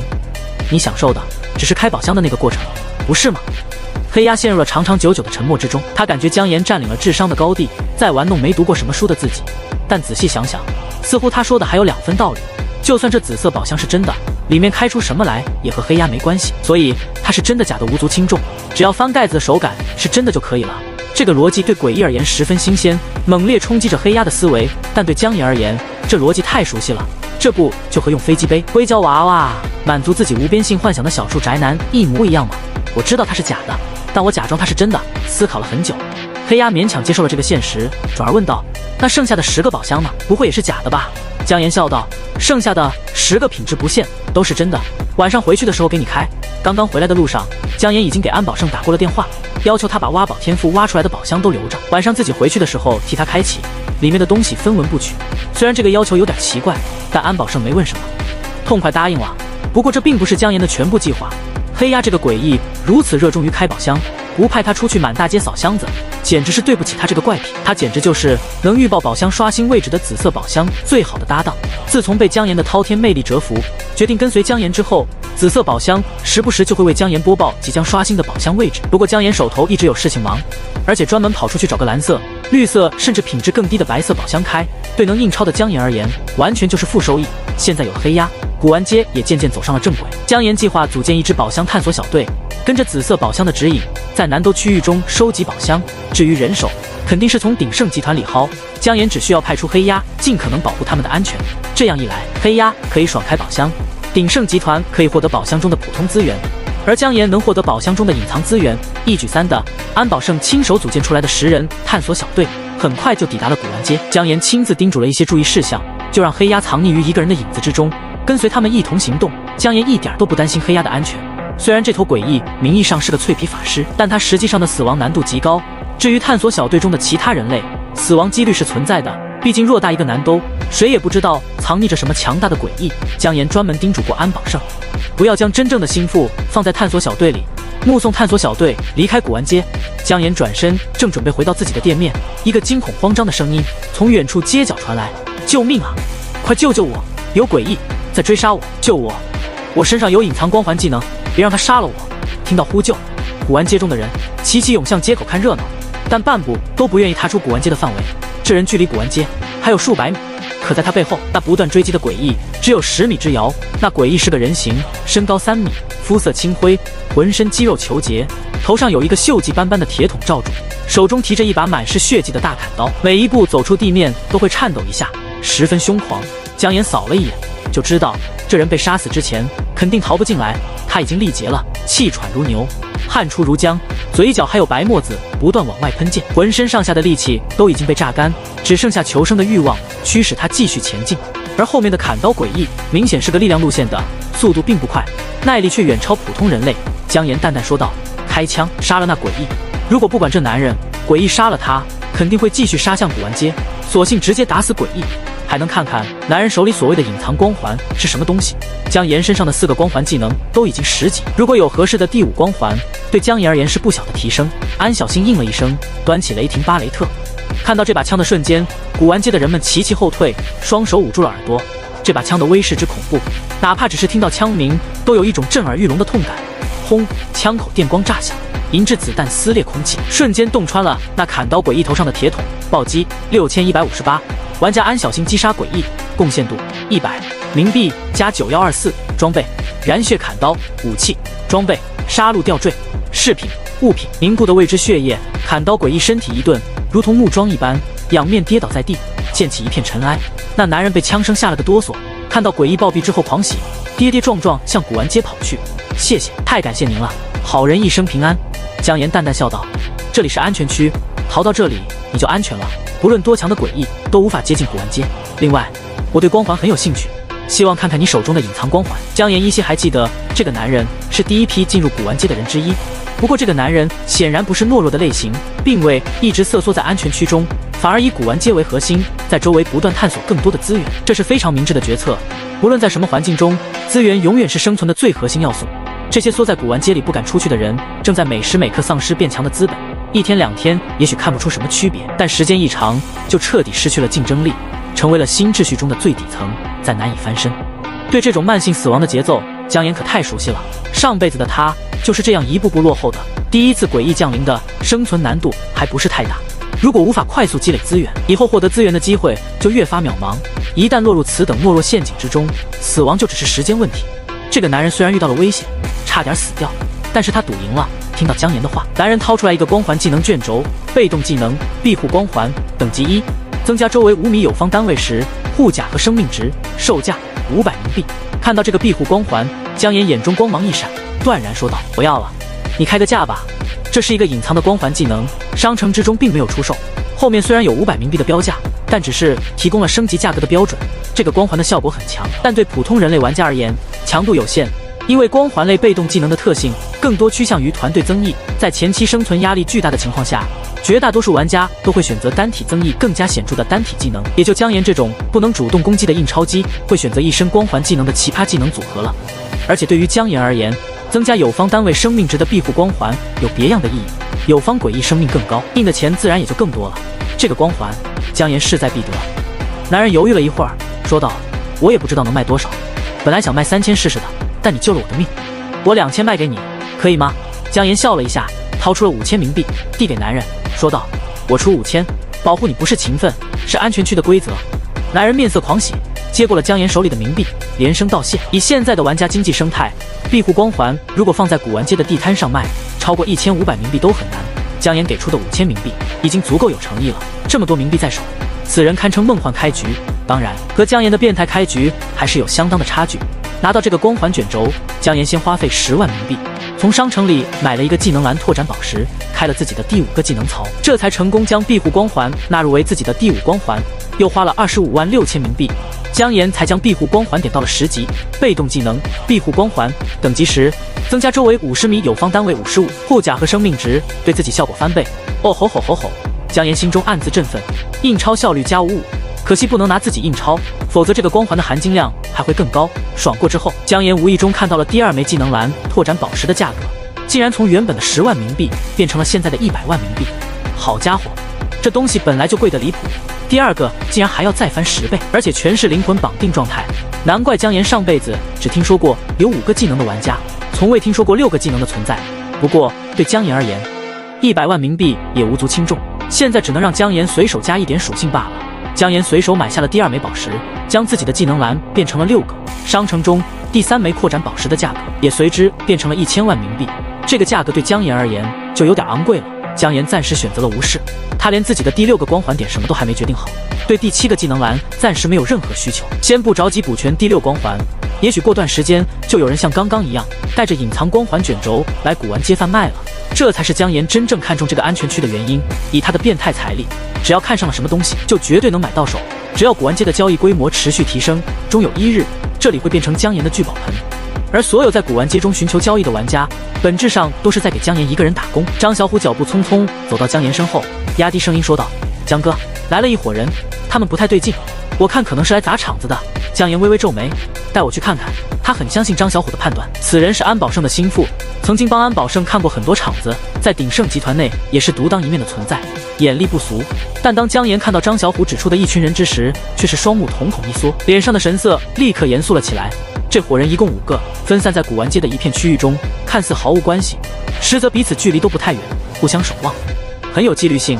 他们的穿着都很破烂，但仔细观察的话，这些破烂的衣服恐怕是故意裁剪成破烂模样的，上面全是剪刀造成的破损，而不是在慌张逃窜时候因为各种意外造成的。这5个人表面上只是随意逛街，挑选商品，享受古玩街的庇护，但他们的目光却并不安分，时不时会装作不经意间打量古玩街的各处角落布置、人手情况、地理环境等，绝对不是普通玩家。江岩压低声音道：“你说的对，这伙人有问题，但他们也不是来砸场子的，他们是猎鬼局的人。现身古玩街的这5个人中，有一个姜岩认识，是在南都猎鬼局分局中地位很高的一位队长。没记错的话，他叫陈海川。猎鬼局，张小虎疑惑问道：“是什么来头？”姜岩解释道：“是官方对抗诡异的组织，介于军警之间。之前专门处理稀少的诡异事件，名声不显。拥有上一世经验的姜岩知道，诡异并不是突然出现的。实际上，在大规模降临之前，诡异就已经进入了官方的视野，并且早在几十年前就组建了猎鬼局。但那时候的诡异出现频率极低，大约每年10次左右，在偌大个神州境内堪称极稀有，绝大多数普通人究其一生都无法碰到。海量诡异突然降临的现在，拥有丰富经验的猎鬼局才真正走入了大众视野之中，并且在很多城市秘境之中都起到了力挽狂澜的作用。”听到这话，张小虎的面色立刻阴沉了下来，咬着牙道：“条子，江哥，我们做了他们。”说着，张小虎用手比划了一个割喉的动作。他跟着安保胜这些年，对条子这种角色有着天然的忌惮，尤其是这种暗中潜伏在自己地盘的条子，第一反应就是与之对抗。姜岩没好气瞪了张小虎一眼，斥道：“胡闹，脑袋清醒一点！之前你们是老鼠，人家是猫，现在整个神州就只有2个阵营，一个是诡异，一个是人类。猎鬼局就是我们人类阵营中中流砥柱的存在，你还想着杀人家？”张小虎被姜岩训得哑口无言，仔细想想，局面还真是和姜岩所说一般无二。他深吸口气，说道：“姜哥，你眼光毒辣而长远，我佩服。可是……”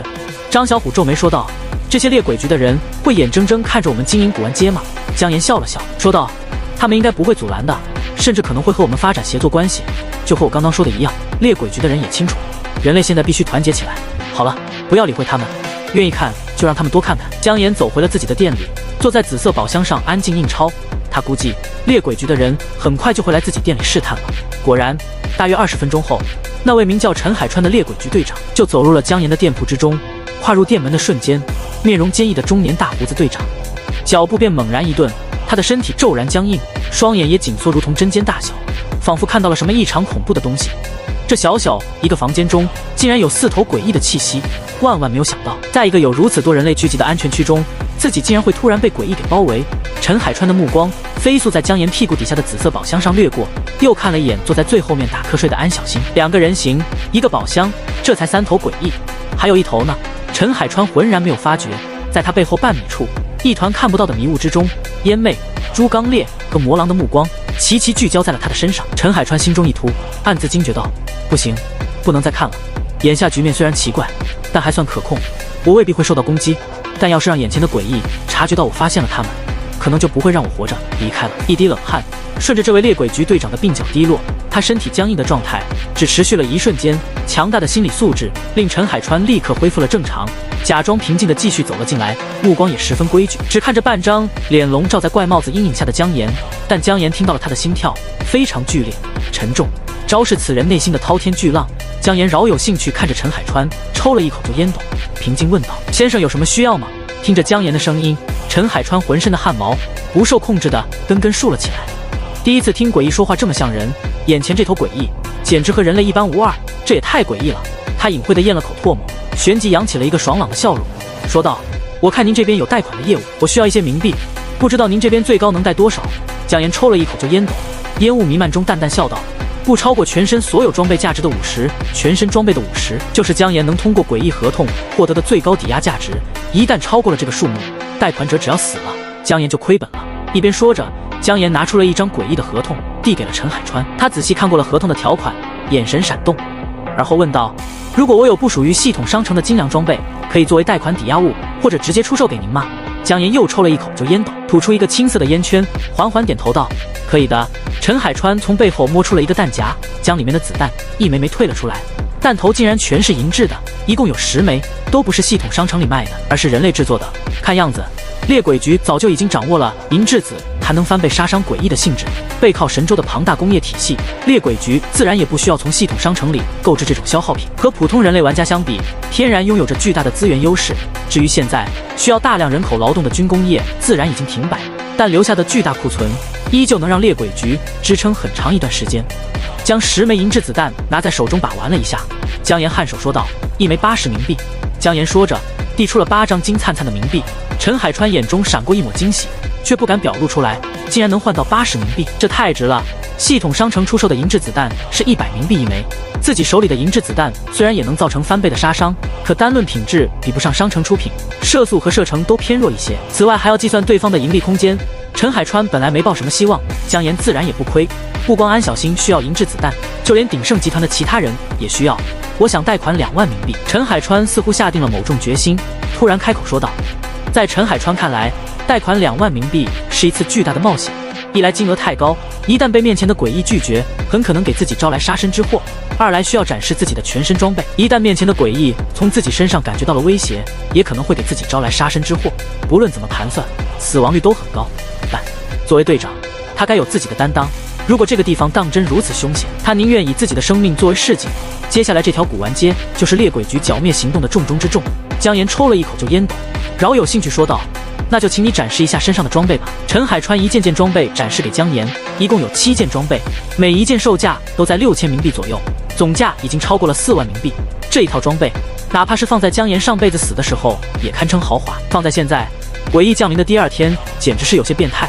当然，其变态程度如果和姜岩比的话，还是小巫见大巫。姜岩现在购买东西已经很少考虑性价比了，直接往最贵的上面靠拢。但陈海川这一身装备堪称将性价比发挥到了极致，不算武器，人身上总共就只有8个装备栏，分别是饰品、鞋子、戒指、衣服、裤子、护腕、项链和帽子。姜岩和安小星现在还有好几个装备栏是空着的，主要是没感觉到什么生存压力，所以非常随性。而陈海川这种配置，才是真正面对巨大的压力，将每一分潜力都压榨出来的表现。对他这一身装备，姜岩并不意外。虽然南斗的诡异远远没有被肃清，但从昨天降临开始，陈海川这些猎鬼局的猎手恐怕就一直处于高烈度的战斗之中，尽可能绞杀着南斗的诡异。诡异少一个，人类生机就会旺盛一分，被摧毁的秩序也会恢复一分。高烈度的战斗之下，猎鬼局的人只要没死，身家自然是不菲的。与之相比，普通人类玩家大部分都在逃命，挣扎求存，从泥土里刨食而吃，当然穷得叮当响。陈海川屏息凝神，双眼紧盯着姜岩的一举一动，紧张之色已经无法掩饰了。被眼前这个一直抽烟斗的诡异看到自己如此精良的装备，鬼知道会发生什么。但令陈海川错愕的是，姜岩表情淡漠，毫无波澜。啪，2叠金灿灿的冥币被姜岩放在了桌上，淡淡说道：“成交。”陈海川看着桌上那2万冥币，瞳孔颤了颤。这个诡异竟然真的给自己贷款了，2万冥币就这么到手了。陈海川将2万冥币拿了回来，手掌止不住地颤抖。那我走了。离开的时候，陈海川十分戒备，几乎是倒退着走出去的，目光一直没有离开过姜岩被怪帽子阴影笼罩的半张脸。姜岩也一直平静看着他，直到他的身影消失在门口。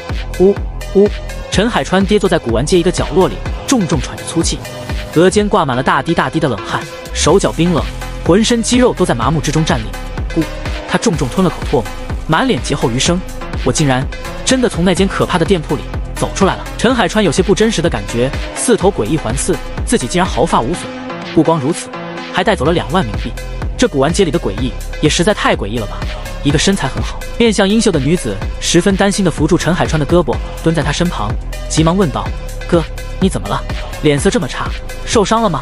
陈海川摇头道：“没有受伤，里面的诡异很吓人，但似乎攻击性很弱，我没吃什么亏，甚至拿了2万冥币的好处。”女子顿时一愣，疑惑问道：“从诡异手里拿了2万冥币的好处，在猎鬼局里当了这么多年猎人，还是第一次听说这么离谱的事情。”召集了所有猎鬼小队成员，5个人聚在小角落里。陈海川用最低的声音说道：“里面的诡异似乎不会对普通人轻易下杀手，不知道是不是有特定的击杀规则。”听到这话，其余4个猎鬼局成员的面色齐齐一变。击杀规则，其中一个成员脸上冒出了白毛汗，声音颤抖道：“这不是传说中禁忌才有的东西吗？古玩街这店铺里面藏着一个禁忌，所谓的禁忌是指强大到了某种程度的诡异。按照猎鬼局之前收集的信息，足够强大的诡异会在某个时刻拥有禁忌的规则，满足了这个规则的人类会被无差别屠杀掉，几乎没有人能幸存。没满足该规则的人类则不会被攻击，比如视野范围内的人类不能背对该禁忌，否则会被击杀。猎鬼局从组建到诡异降临之前，一共面对过5头禁忌，封印了其中3头，驱逐了其中2头。这些禁忌无一例外都让猎鬼局和神州付出了惨烈的代价。古玩街里如果真藏着1头禁忌，南斗的下场可能无比凄惨，甚至会被这头禁忌直接抹去。哥，我们怎么办？英秀女子看着陈海川，声音同样颤抖了起来。我们5个能封印一头禁忌吗？陈海川断然摇头道，绝无机会。按照之前的经验，想要对抗一头禁忌，创造封印机会，至少需要100名猎人协同作战。我们只能先给他归档，请求总部的支援。在这之前，你们可以重复我刚刚的步骤，从里面那头诡异手里尝试贷款一些冥币出来。如此巨大的生存压力面前，贷款这种超前消费，甚至是百利无一害的策略，那点利息以猎鬼局的战斗烈度偿还毫无问题，但多出来的2万冥币却能让他们的实力产生质变。陈海川将自己进入那店铺之后，所有的行为事无巨细讲了3遍，沉声说道：“都记住了，进去之后一步都不能错。一旦你们不小心触发了他未知的击杀规则，你们就再也出不来了。”英秀女子率先起身，满脸视死如归，说道：“那我第2个去。”店铺之中，姜岩坐在紫色宝箱上，单手托腮，当一个安静的美印钞机，冥币加5850，冥币加109。冥币加7860，冥币加3830，冥币加7711。有了庇护光环的55，生命值加成后，姜岩现在的每秒冥币入账已经达到了25360。这还是黑压出去找宝箱的情况下，否则还能更高。姜岩看着自己的属性面板，心中暗自盘算。就在刚刚，他将自己的3项属性全部加到了250点。250点之后，每一点属性都需要1000万冥币。姜岩啧舌，自语道：“越来越离谱了，1000万一点属性，简直是个天文数字。普通玩家恐怕活到诡异降临20-30次，属性都无法突破200点吧，更别提250点了。继续加属性的收益变得非常低了，先停在250点的关卡上吧。”姜岩暗自盘算，距离南兜的第1个秘境开启还有2天时间，这个秘境我必须要去，不然等到南兜这些人清剿秘境失败，里面的斩命灵童跑出来，即便是我也会有被禁忌杀死的危险。先把我的隐秘黑压套装买齐全，升级，然后该开始攒一些钱了。没记错的话，秘境之中要用到钱的地方有很多，一个秘境准备10个亿应该够用了。就算不够用，我也能在秘境里现场印钞，毕竟秘境里什么都缺，就是不缺诡异。以姜岩现在的印钞速度，只要安安静静在店铺里坐上12个小时，就能攒齐10个亿了。姜岩随手从商城里将诡异黑压套装剩下的5件装备全部买了出来。装备：隐秘黑压的法语戒，隐秘黑压套装1 8，可升级，提升自身1000点魔法和10魔法伤害，降低注视者10点理智，售价3万冥币。装备：隐秘黑压的黑羽衣，隐秘黑压套装1 8，可升级，提升自身100点护甲值和15魔法抗性，降低注视者10点理智，售价10万冥币。装备：隐秘黑压的黑羽裤，隐秘黑压套装1 8，可升级，提升自身100点护甲值和5移动速度，降低注视者10点理智，售价7万冥币。装备：隐秘黑压的鬼木坠，隐秘黑压套装1 8，可升级，提升自身10施法速度和10点秒魔法恢复速度，降低注视者10点理智，售价4万冥币。装备：隐秘黑压的鬼舞鞋，隐秘黑压套装1 8，可升级，提升自身100点移动速度和攻击速度，降低注视者10点理智，售价4万冥币。凑齐8件套之后，隐秘黑压套装的3个特效全部显现了出来。3件套：压形，移动速度加15，处于移动状态时降低注视者10点理智。5件套：鬼术之王，造成的法术伤害加20，受到的法术伤害20。7件套：猩红震爆，目光对视时理智降低翻倍，造成心灵震爆效果，持续5秒。这个7件套的效果令姜岩十分意外，他选择隐秘黑压套装的原因就是看中这个套装降低理智的效果。也许1件装备效果不明显，但8件装备加起来一共降低80点理智，如果再加上3件套的效果，压形能达到90，非常可观。隐秘黑压是系统商城中唯一能够降低理智的套装，而理智大量降低的后果，上辈子姜岩也略有耳闻，应用范围很广，有时候能起到出其不意的效果。尤其是招揽诡异的时候，那些鬼东西的理智本来就低，被隐秘黑压套装再减80-90就更容易了。姜岩仔细思考了一会儿，本来准备在朱刚烈身上试试猩红震爆，可他刚刚抬起目光，却冷不丁看到一个十分英秀的女子，满脸紧张之色走入了店铺之中，四目相对。陈雨柔刚刚走入店铺之中，迎面就看到一双幽冷的眸子从那低垂的怪帽檐下看向了自己，目光交接的刹那，陈雨柔只感觉那双眼睛瞬间变得猩红可怖，散发着震慑心灵的伟力，直接夺取了陈雨柔的全部理智。在陈雨柔眼中，那坐在紫色宝箱上浑身笼罩一片阴影之中的诡异，就是全世界最可怕的东西。我必须杀了他，否则我就死定了。陈雨柔脑中这个念头电闪而过，还没等他审慎思考，身体已经做出了反应，噌，一把长刀出鞘，化作雪亮的刀光，狠狠劈在了姜岩头顶。咚！一声闷响从刀锋之下传出，一个伤害数字从江岩头上冒了出来。陈雨柔身上随之冒出了一个伤害数字400，感受到反伤光环造成的伤害和痛感，陈雨柔越发恐惧，在生存本能的驱使下，立刻又斩出了第2刀。江岩一个闪身，躲过了陈雨柔的第2刀。这姑娘是个敏捷路线的，攻速快，血量低，简直是反伤光环最喜欢的敌人。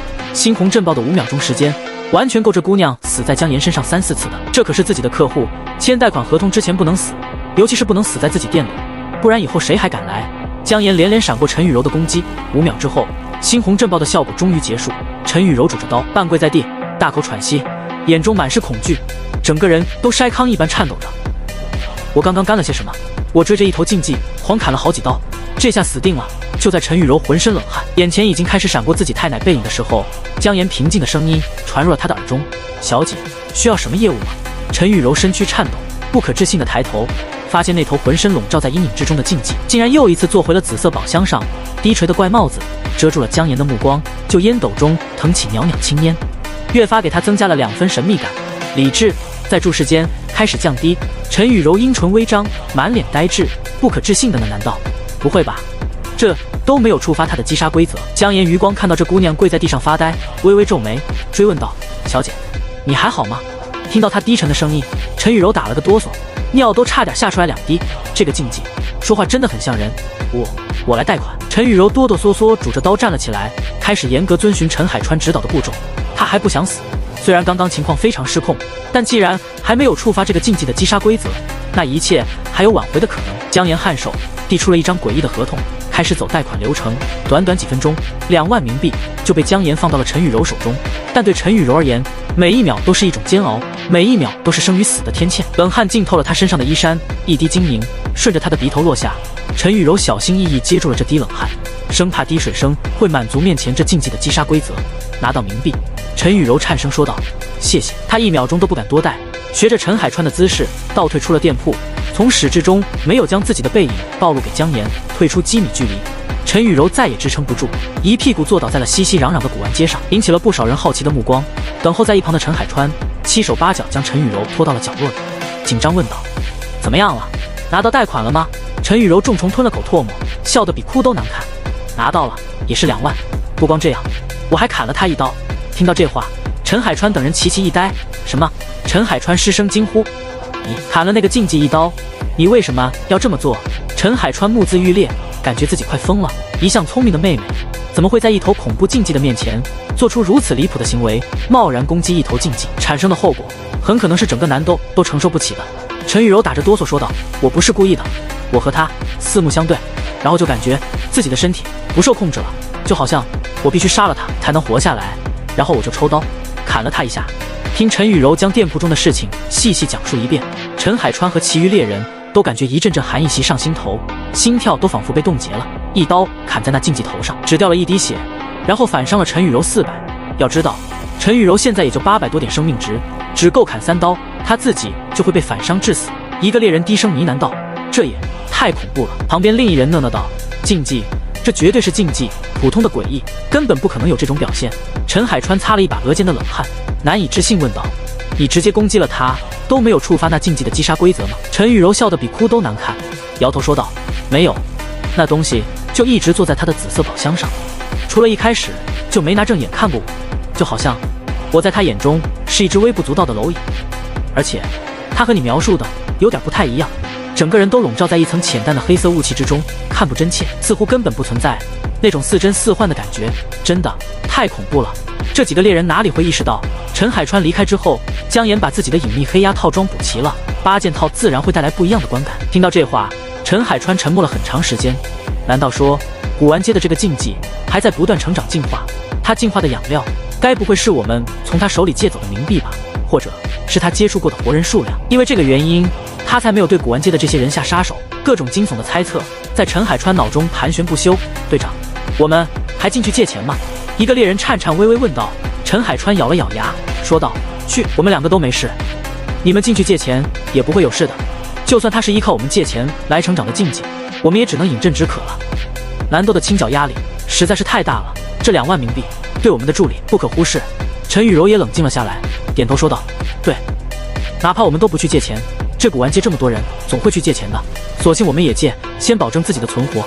那猎人迟疑说道：要不我们把古玩街封锁了，这样他就不会继续成长，我们后续处理起来难度也会低很多。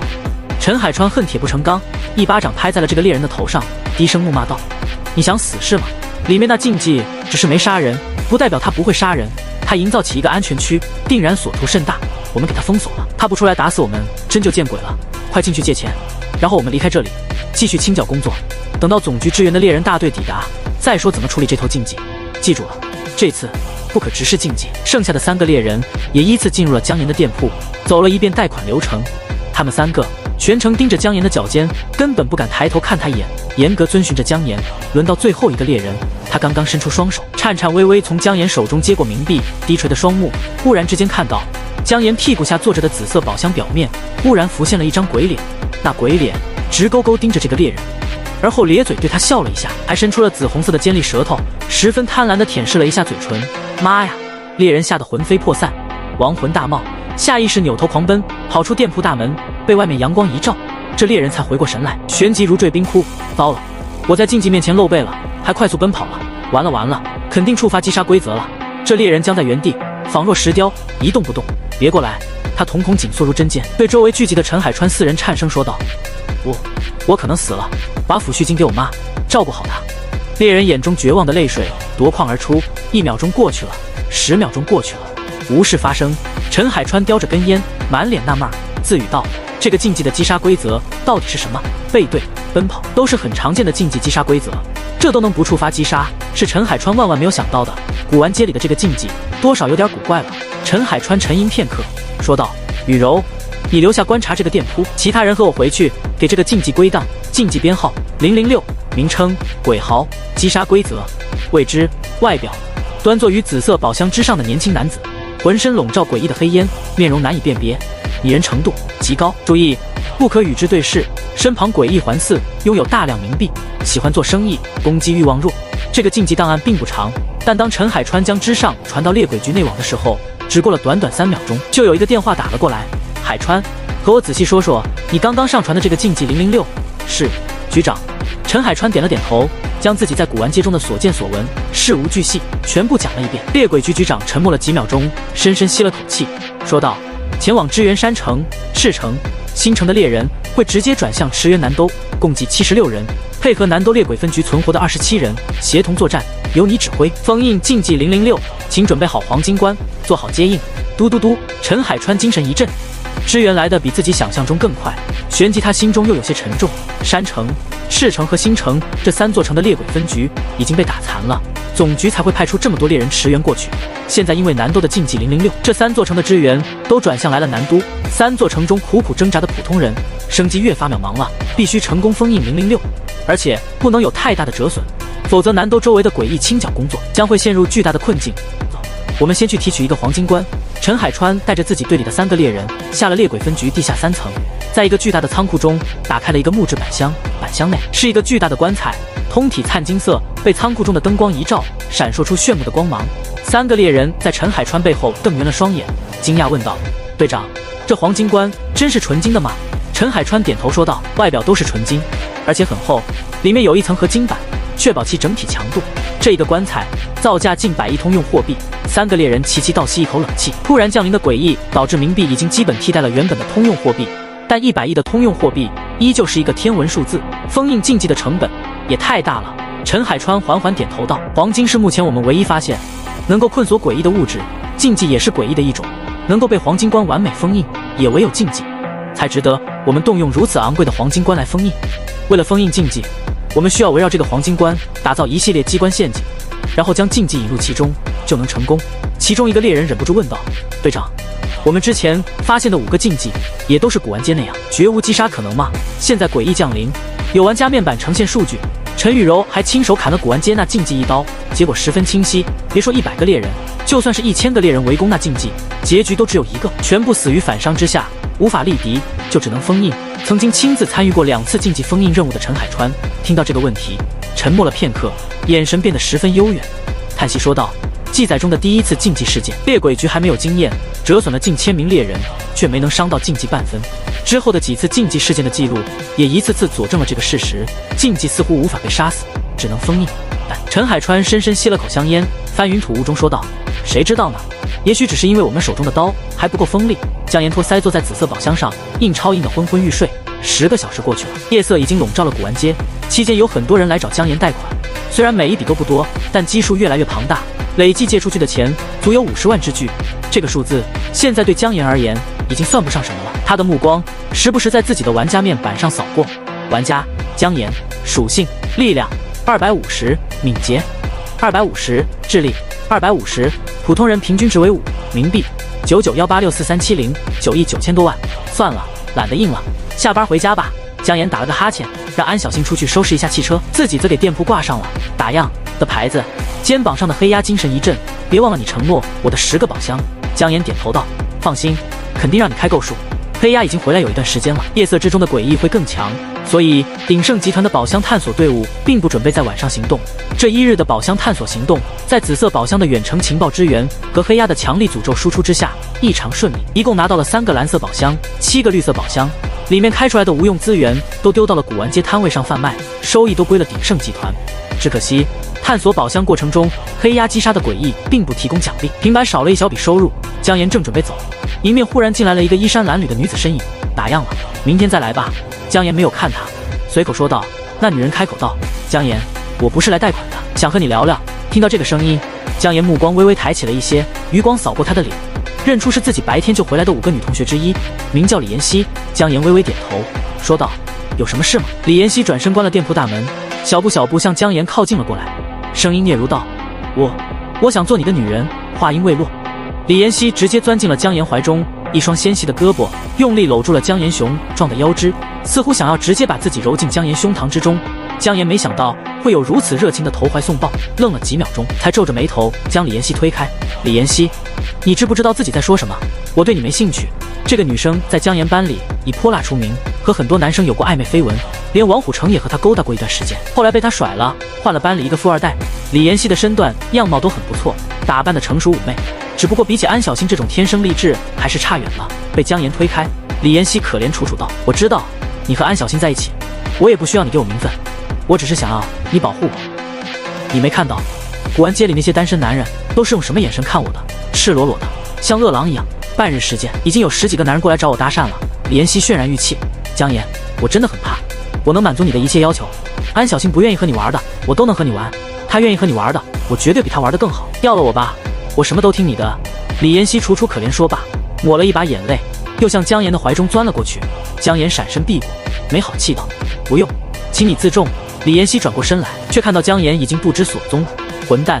李妍希重重一跺脚，低声骂道：“你知不知道多少男人想要得到我的青睐，我都倒贴了，凭什么这样对我？江岩，你还是个男人吗？”跺着脚离开了江岩的店铺，一个阴沉的男人声音忽然在李妍希背后响起：“美女，你考虑好了吗？哥等你一整天了，以后跟哥混，一天让你吃3顿。”李妍希脚步一顿，面色变得十分难看。这是白天纠缠自己的男人之一，叫浪哥，也是其中身材最强壮的，一身装备价值不菲。中午李妍希看着蛋炒饭摊位吞口水的时候，浪哥十分大气的给李妍希买了一碗蛋炒饭。“我可以跟着你。”李妍希缓缓转身，抿着嘴说道：“但你要帮我做一件事。”他的眼神之中充满了挑衅和不屑，似乎不信浪哥有能力帮自己。作为玩弄过好几个男人的渣女，李妍希非常清楚，女人对男人用的激将法才是最强的激将法。果然，浪哥根本没有犹豫，断然说道：“好啊，你说出来，哥一定帮你。”李妍希冷冷说道：“帮我杀了江岩，自己得不到的男人就去死吧。”听到这话，浪哥双眼微眯了起来。虽然刚刚进入古玩街没多长时间，但江岩这个名字已经如雷贯耳，正是店铺之中放贷人的名字，也是古玩街的老大张小虎口中的江哥。浪哥也进去贷过款，他对江岩的评价是深不可测，但深不代表不能杀，恰恰相反，浪哥从一开始就没安什么好心思。和李妍希一拍即合：“你找对人了，妹子，跟哥走，哥帮你弄死江岩那小子，以后这古玩街我浪哥才是大哥，你就是大嫂。”浪哥一把拉住了李妍希，快步走出了古玩街，向一片废墟之中快步走去。李妍希一开始十分紧张，以为浪哥要和自己在废墟里打炮，虽然更大胆的环境他也做过，但那是在诡异降临之前。但很快，李妍希在废墟之中看到了火焰的光芒，有一群人藏在这里。“浪哥，古玩街的情况您考察如何了？”一个在火焰上烤五花肉的男子连忙迎了上来，满脸期待。浪哥哼了一声，说道：“鼎盛集团的眼光不服不行，行动力也真的惊人。这短短2天时间，还真让他们把市场做起来了。我们如果也想做市场，估计竞争不过他们了。光是安全区这3个字，就不是我们能轻松学来的。为今之计，我们最好是先把江岩那小子杀了，李代桃僵，把古玩街拿在手里。只要我们速度够快，安保胜也反应不过来。古玩街里没那么多鼎盛集团的人手。”听到这话，火堆旁边的几个男人面面相觑，脸上都有些惊疑不定。可是浪哥，他们很能打，一枪毙掉一个诡异，这战斗力我们打不过吧？浪哥呵呵冷笑道：“这就是你们观察能力不够了。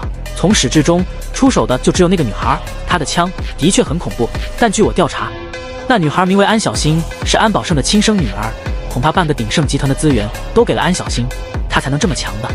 而那个江岩纯粹就是个吃软饭的，我们把江岩杀了，抢了他的钱，然后把安小星活捉，一个女人罢了，狠狠上他几次，他就乖了。”浪哥说着，捧起了李妍希的手，说道：“明天你负责把安小星支走，我去想办法把江岩骗出来，兄弟们配合我打一波漂亮的伏击，然后古玩街就是我们的天下了。”听着浪哥鞭辟入里的分析，火堆边的几个人嘴边都露出了阴狠的笑意，连连附和道：“对，浪哥说的有道理，我们明天就这么办。”李妍希也露出了一抹妩媚的笑容，看着浪哥的眼神变得温柔了很多。这才是好男人，聪明、勇敢，懂得欣赏我的美。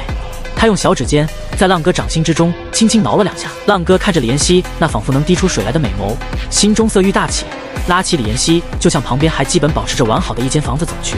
江岩和安小星回到鼎盛集团，先去见了安保胜，让黑鸭将安保胜积攒了1天的10几个宝箱一口气全部开了。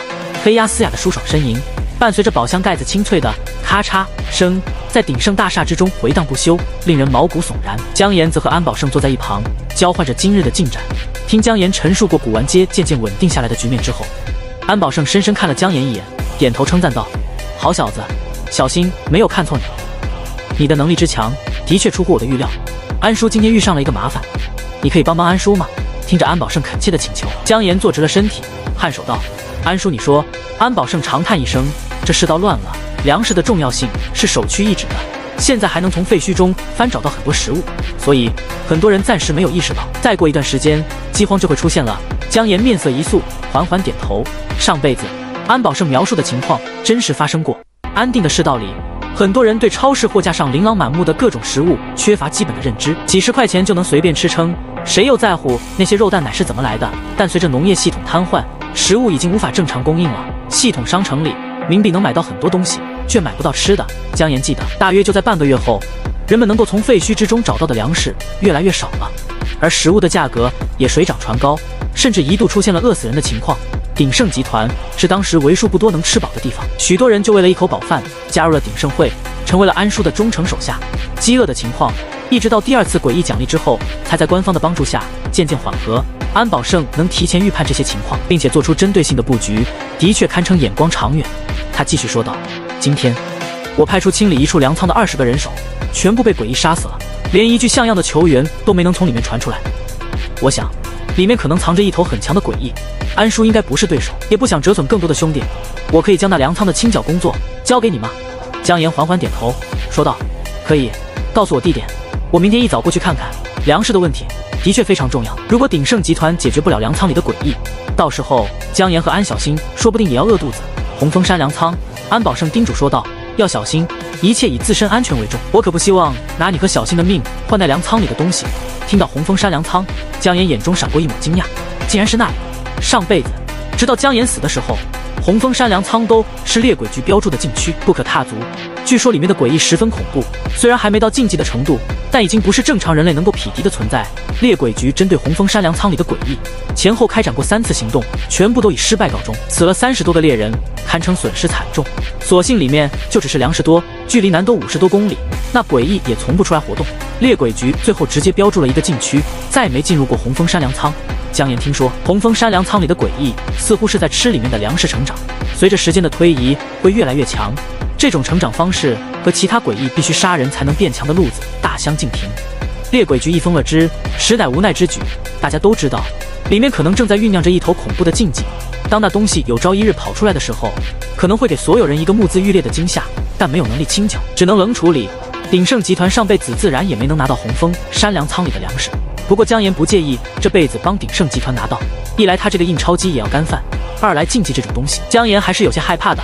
回到安小新房间中，自是恋间情热，一夜缠绵。不过考虑到明天还要去红枫山，姜岩并未如昨夜一般疯狂索取。第二日一早，姜岩便带着安小新和黑鸭离开了鼎盛大厦，驱车向红枫山而去。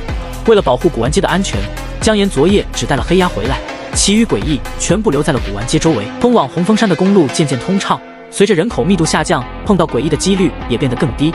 但随着姜岩向红枫山粮仓不断接近，路边树林中开始出现灰白色的连绵蛛网，蛛网越来越浓密，挂在入墓地所有角落，风一吹便轻轻飘荡，甚至有一些卷进了汽车发动机舱和车轴之中。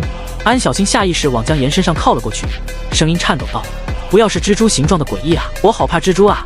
姜岩猛然踩了一脚刹车，眯着眼睛说道：“你看路边有个蛛丝茧，那里面似乎是个人的尸体。”安小新尖叫了一声，直接钻进了姜岩怀里，瑟瑟发抖道：“别吓我啊，真有吃人的大蜘蛛。”姜岩呵呵一笑，抚了抚安小新的纤腰，说道：“拿出一点暴力狂的样子来，就算真有大蜘蛛，也是他害怕你。”搂着安小新的娇躯，姜岩推门下车，安小新紧紧抓着姜岩的衣袖，惊恐的眼神不断在周遭打量。姜岩看了一眼自己的玩家面板，嘴角挂起了一抹玩味的笑容。冥币加1，冥币加1，冥币加1，密密麻麻的冥币入账，姜岩都数不清自己视野里到底藏着多少生命值唯一的诡异。不出意外的话，这些诡异都在浓密的蛛网内潜伏，静静注视着姜岩和安小新这两个不速之客。很有趣的印刷材料，姜岩自语了一句，拉着安小新的手向路边那个人形的蛛丝茧靠近过去，用匕首切开蛛丝茧的面门部位，露出了其下的人脸。这是一个扭曲到看不出人类模样的皮包骨头，表面附着密密麻麻的紫绿色珠卵簇，被光芒一照，甚至能看到卵泡内游动的黑色卵核。这些卵核似乎已经有了生命迹象。察觉到光线投射的瞬间，齐齐转向姜岩和安小新的方向，一簇簇珠卵仿佛一只只怪诞魔鬼的复眼，差点把安小新吓得晕死过去。紧紧搂着姜岩腰肢的安小新早已是面无人色，吓得牙关都在打颤。太阴间了，这也太阴间了！安小新几乎是哭着问道：“姜岩，你不怕的吗？”姜岩呵呵笑了一下：“一滴血的小废物，有什么好害怕的？”他探出手，试探着触摸其中最大的那一簇珠卵。就在姜岩手指即将触碰的瞬间，一个黑影从旁边弹射而出，以电光石火般的速度掉在了姜岩手指上。速度虽快，但以姜岩的敏捷，想要躲开还是很简单的。姜岩没有躲，任由那一双紫绿色的毒牙刺在自己手指上暴击。1400，那袭击姜岩的蜘蛛身子一僵，而后直挺挺往下坠落。姜岩随手将蜘蛛尸体捞起，仔细看了看，安小新也跟着一起看，一看之下却是直接吐了出来。这蜘蛛拳头大小，后半部分还算正常，但头却是一颗缩小版的人头，还有2双枯瘦的手臂，在人头两侧替代了蜘蛛最前端的一对触肢。扭曲的人口之中探出了2根紫绿色的毒牙，那双眼睛之中也泛着莹莹的紫绿光芒，恶心极了。这东西长得也太……哦！安小新又干呕了一口，眼角有泪流出。不过恶心感冲淡了安小新心中的恐惧，反倒让他安定了一些，发现真没什么好怕的。反击致死后，姜岩的玩家面板上没有任何击杀提示，证明这蜘蛛不是一头真正的诡异，只是正主的一部分罢了。姜岩缓缓点头，自语道：“规模的确庞大，正所谓以多咬死象，想要在无穷无尽的蜘蛛海中杀死那头真正的诡异，难度的确太高了。”还没等姜岩和安小新再次迈步，脚下厚实如毛毯般的蛛网上剧烈震颤了一下。姜岩低头一看，却见脚下蛛网海浪般翻滚着，仿佛有什么庞然大物在其下穿行。密密麻麻的冥币收入在姜岩玩家面板上跳出，冥币加15，冥币加17，冥币加14。随着蛛网翻涌，紫绿色的人面蜘蛛海以喷发的姿态从2人脚下汹涌而出，顺着2人的身体往上猛爬。只是一眨眼，密密麻麻的紫绿色蜘蛛就将姜岩和安小新完全覆盖。无数双毒牙旋即开始撕咬2人的皮肤，想要吞噬2人的血肉。安小新的尖叫在蛛网密林中回荡，一个个伤害数字从姜岩和安小新身上层层叠叠飘了出来：1400、1200。安小新的属性虽然远比不上姜岩，但也已经全部破了150。这些小蜘蛛只能打出1点的最低伤害，每一口咬下都有一只蜘蛛被反伤光环打死，身体僵硬跌在地上。惊悚的画面只持续了短短1秒，姜岩和安小新的身体再次从蛛巢之下显现出来，毫发未损，伤害性很小，但恶心感极强。安小新浑身鸡皮疙瘩，感觉自己整个人都不好了。看着满地的人头蜘蛛尸体，姜岩若有所思。若是普通的人类玩家，现在已经在蛛巢下死透了。成了这些蜘蛛的养料。可即便是自己和安小星，如果蛛巢再高几个数量级，也有相当的危险。这红枫山粮仓当真是恐怖如斯。如果连姜岩和安小星都有危险，那其他人类玩家踏入其中，当真是十死无生的局面。姜岩也终于理解，上一世为何猎鬼局拿着红枫山粮仓毫无办法了。这地方藏着的那头诡异，现在虽然还不是禁忌，但难缠程度恐怕比一般的禁忌还要更强。忽然，玩家面板之上大量刷新的冥币进账，吸引了姜岩的注意力。冥币加151，冥币加143，冥币加157。姜岩抬头看到周围的树丛和灌木齐齐猛烈摇晃起来，下一刻，一只脸盆大的紫绿色蜘蛛猛然跃出，屁股上拖着一条灰白色的蛛丝，凶狠扑咬向姜岩的脖子。姜岩叹了口气，将自己的脖子往前伸了伸，一副引颈带路之态。暴击1400，脸盆大的蜘蛛足。安小星拔出金银恐狼这对左轮手枪，啪啪啪，打死了好几头扑来的大蜘蛛。越打越感觉不划算，子弹还需要花钱买，打死蜘蛛连1分钱的奖励都没有。要不是姜岩会印钞，谁打得起这种消耗战啊？沉思片刻，安小星长叹一声，放弃了反击，任由这些看起来恐怖扭曲的人面蜘蛛攻击自己。1200，大蜘蛛足。只要神经麻木，感觉不到恶心之后，这个办法还挺不错的。安小星满脸无奈，跟着姜岩在蛛网之间前行。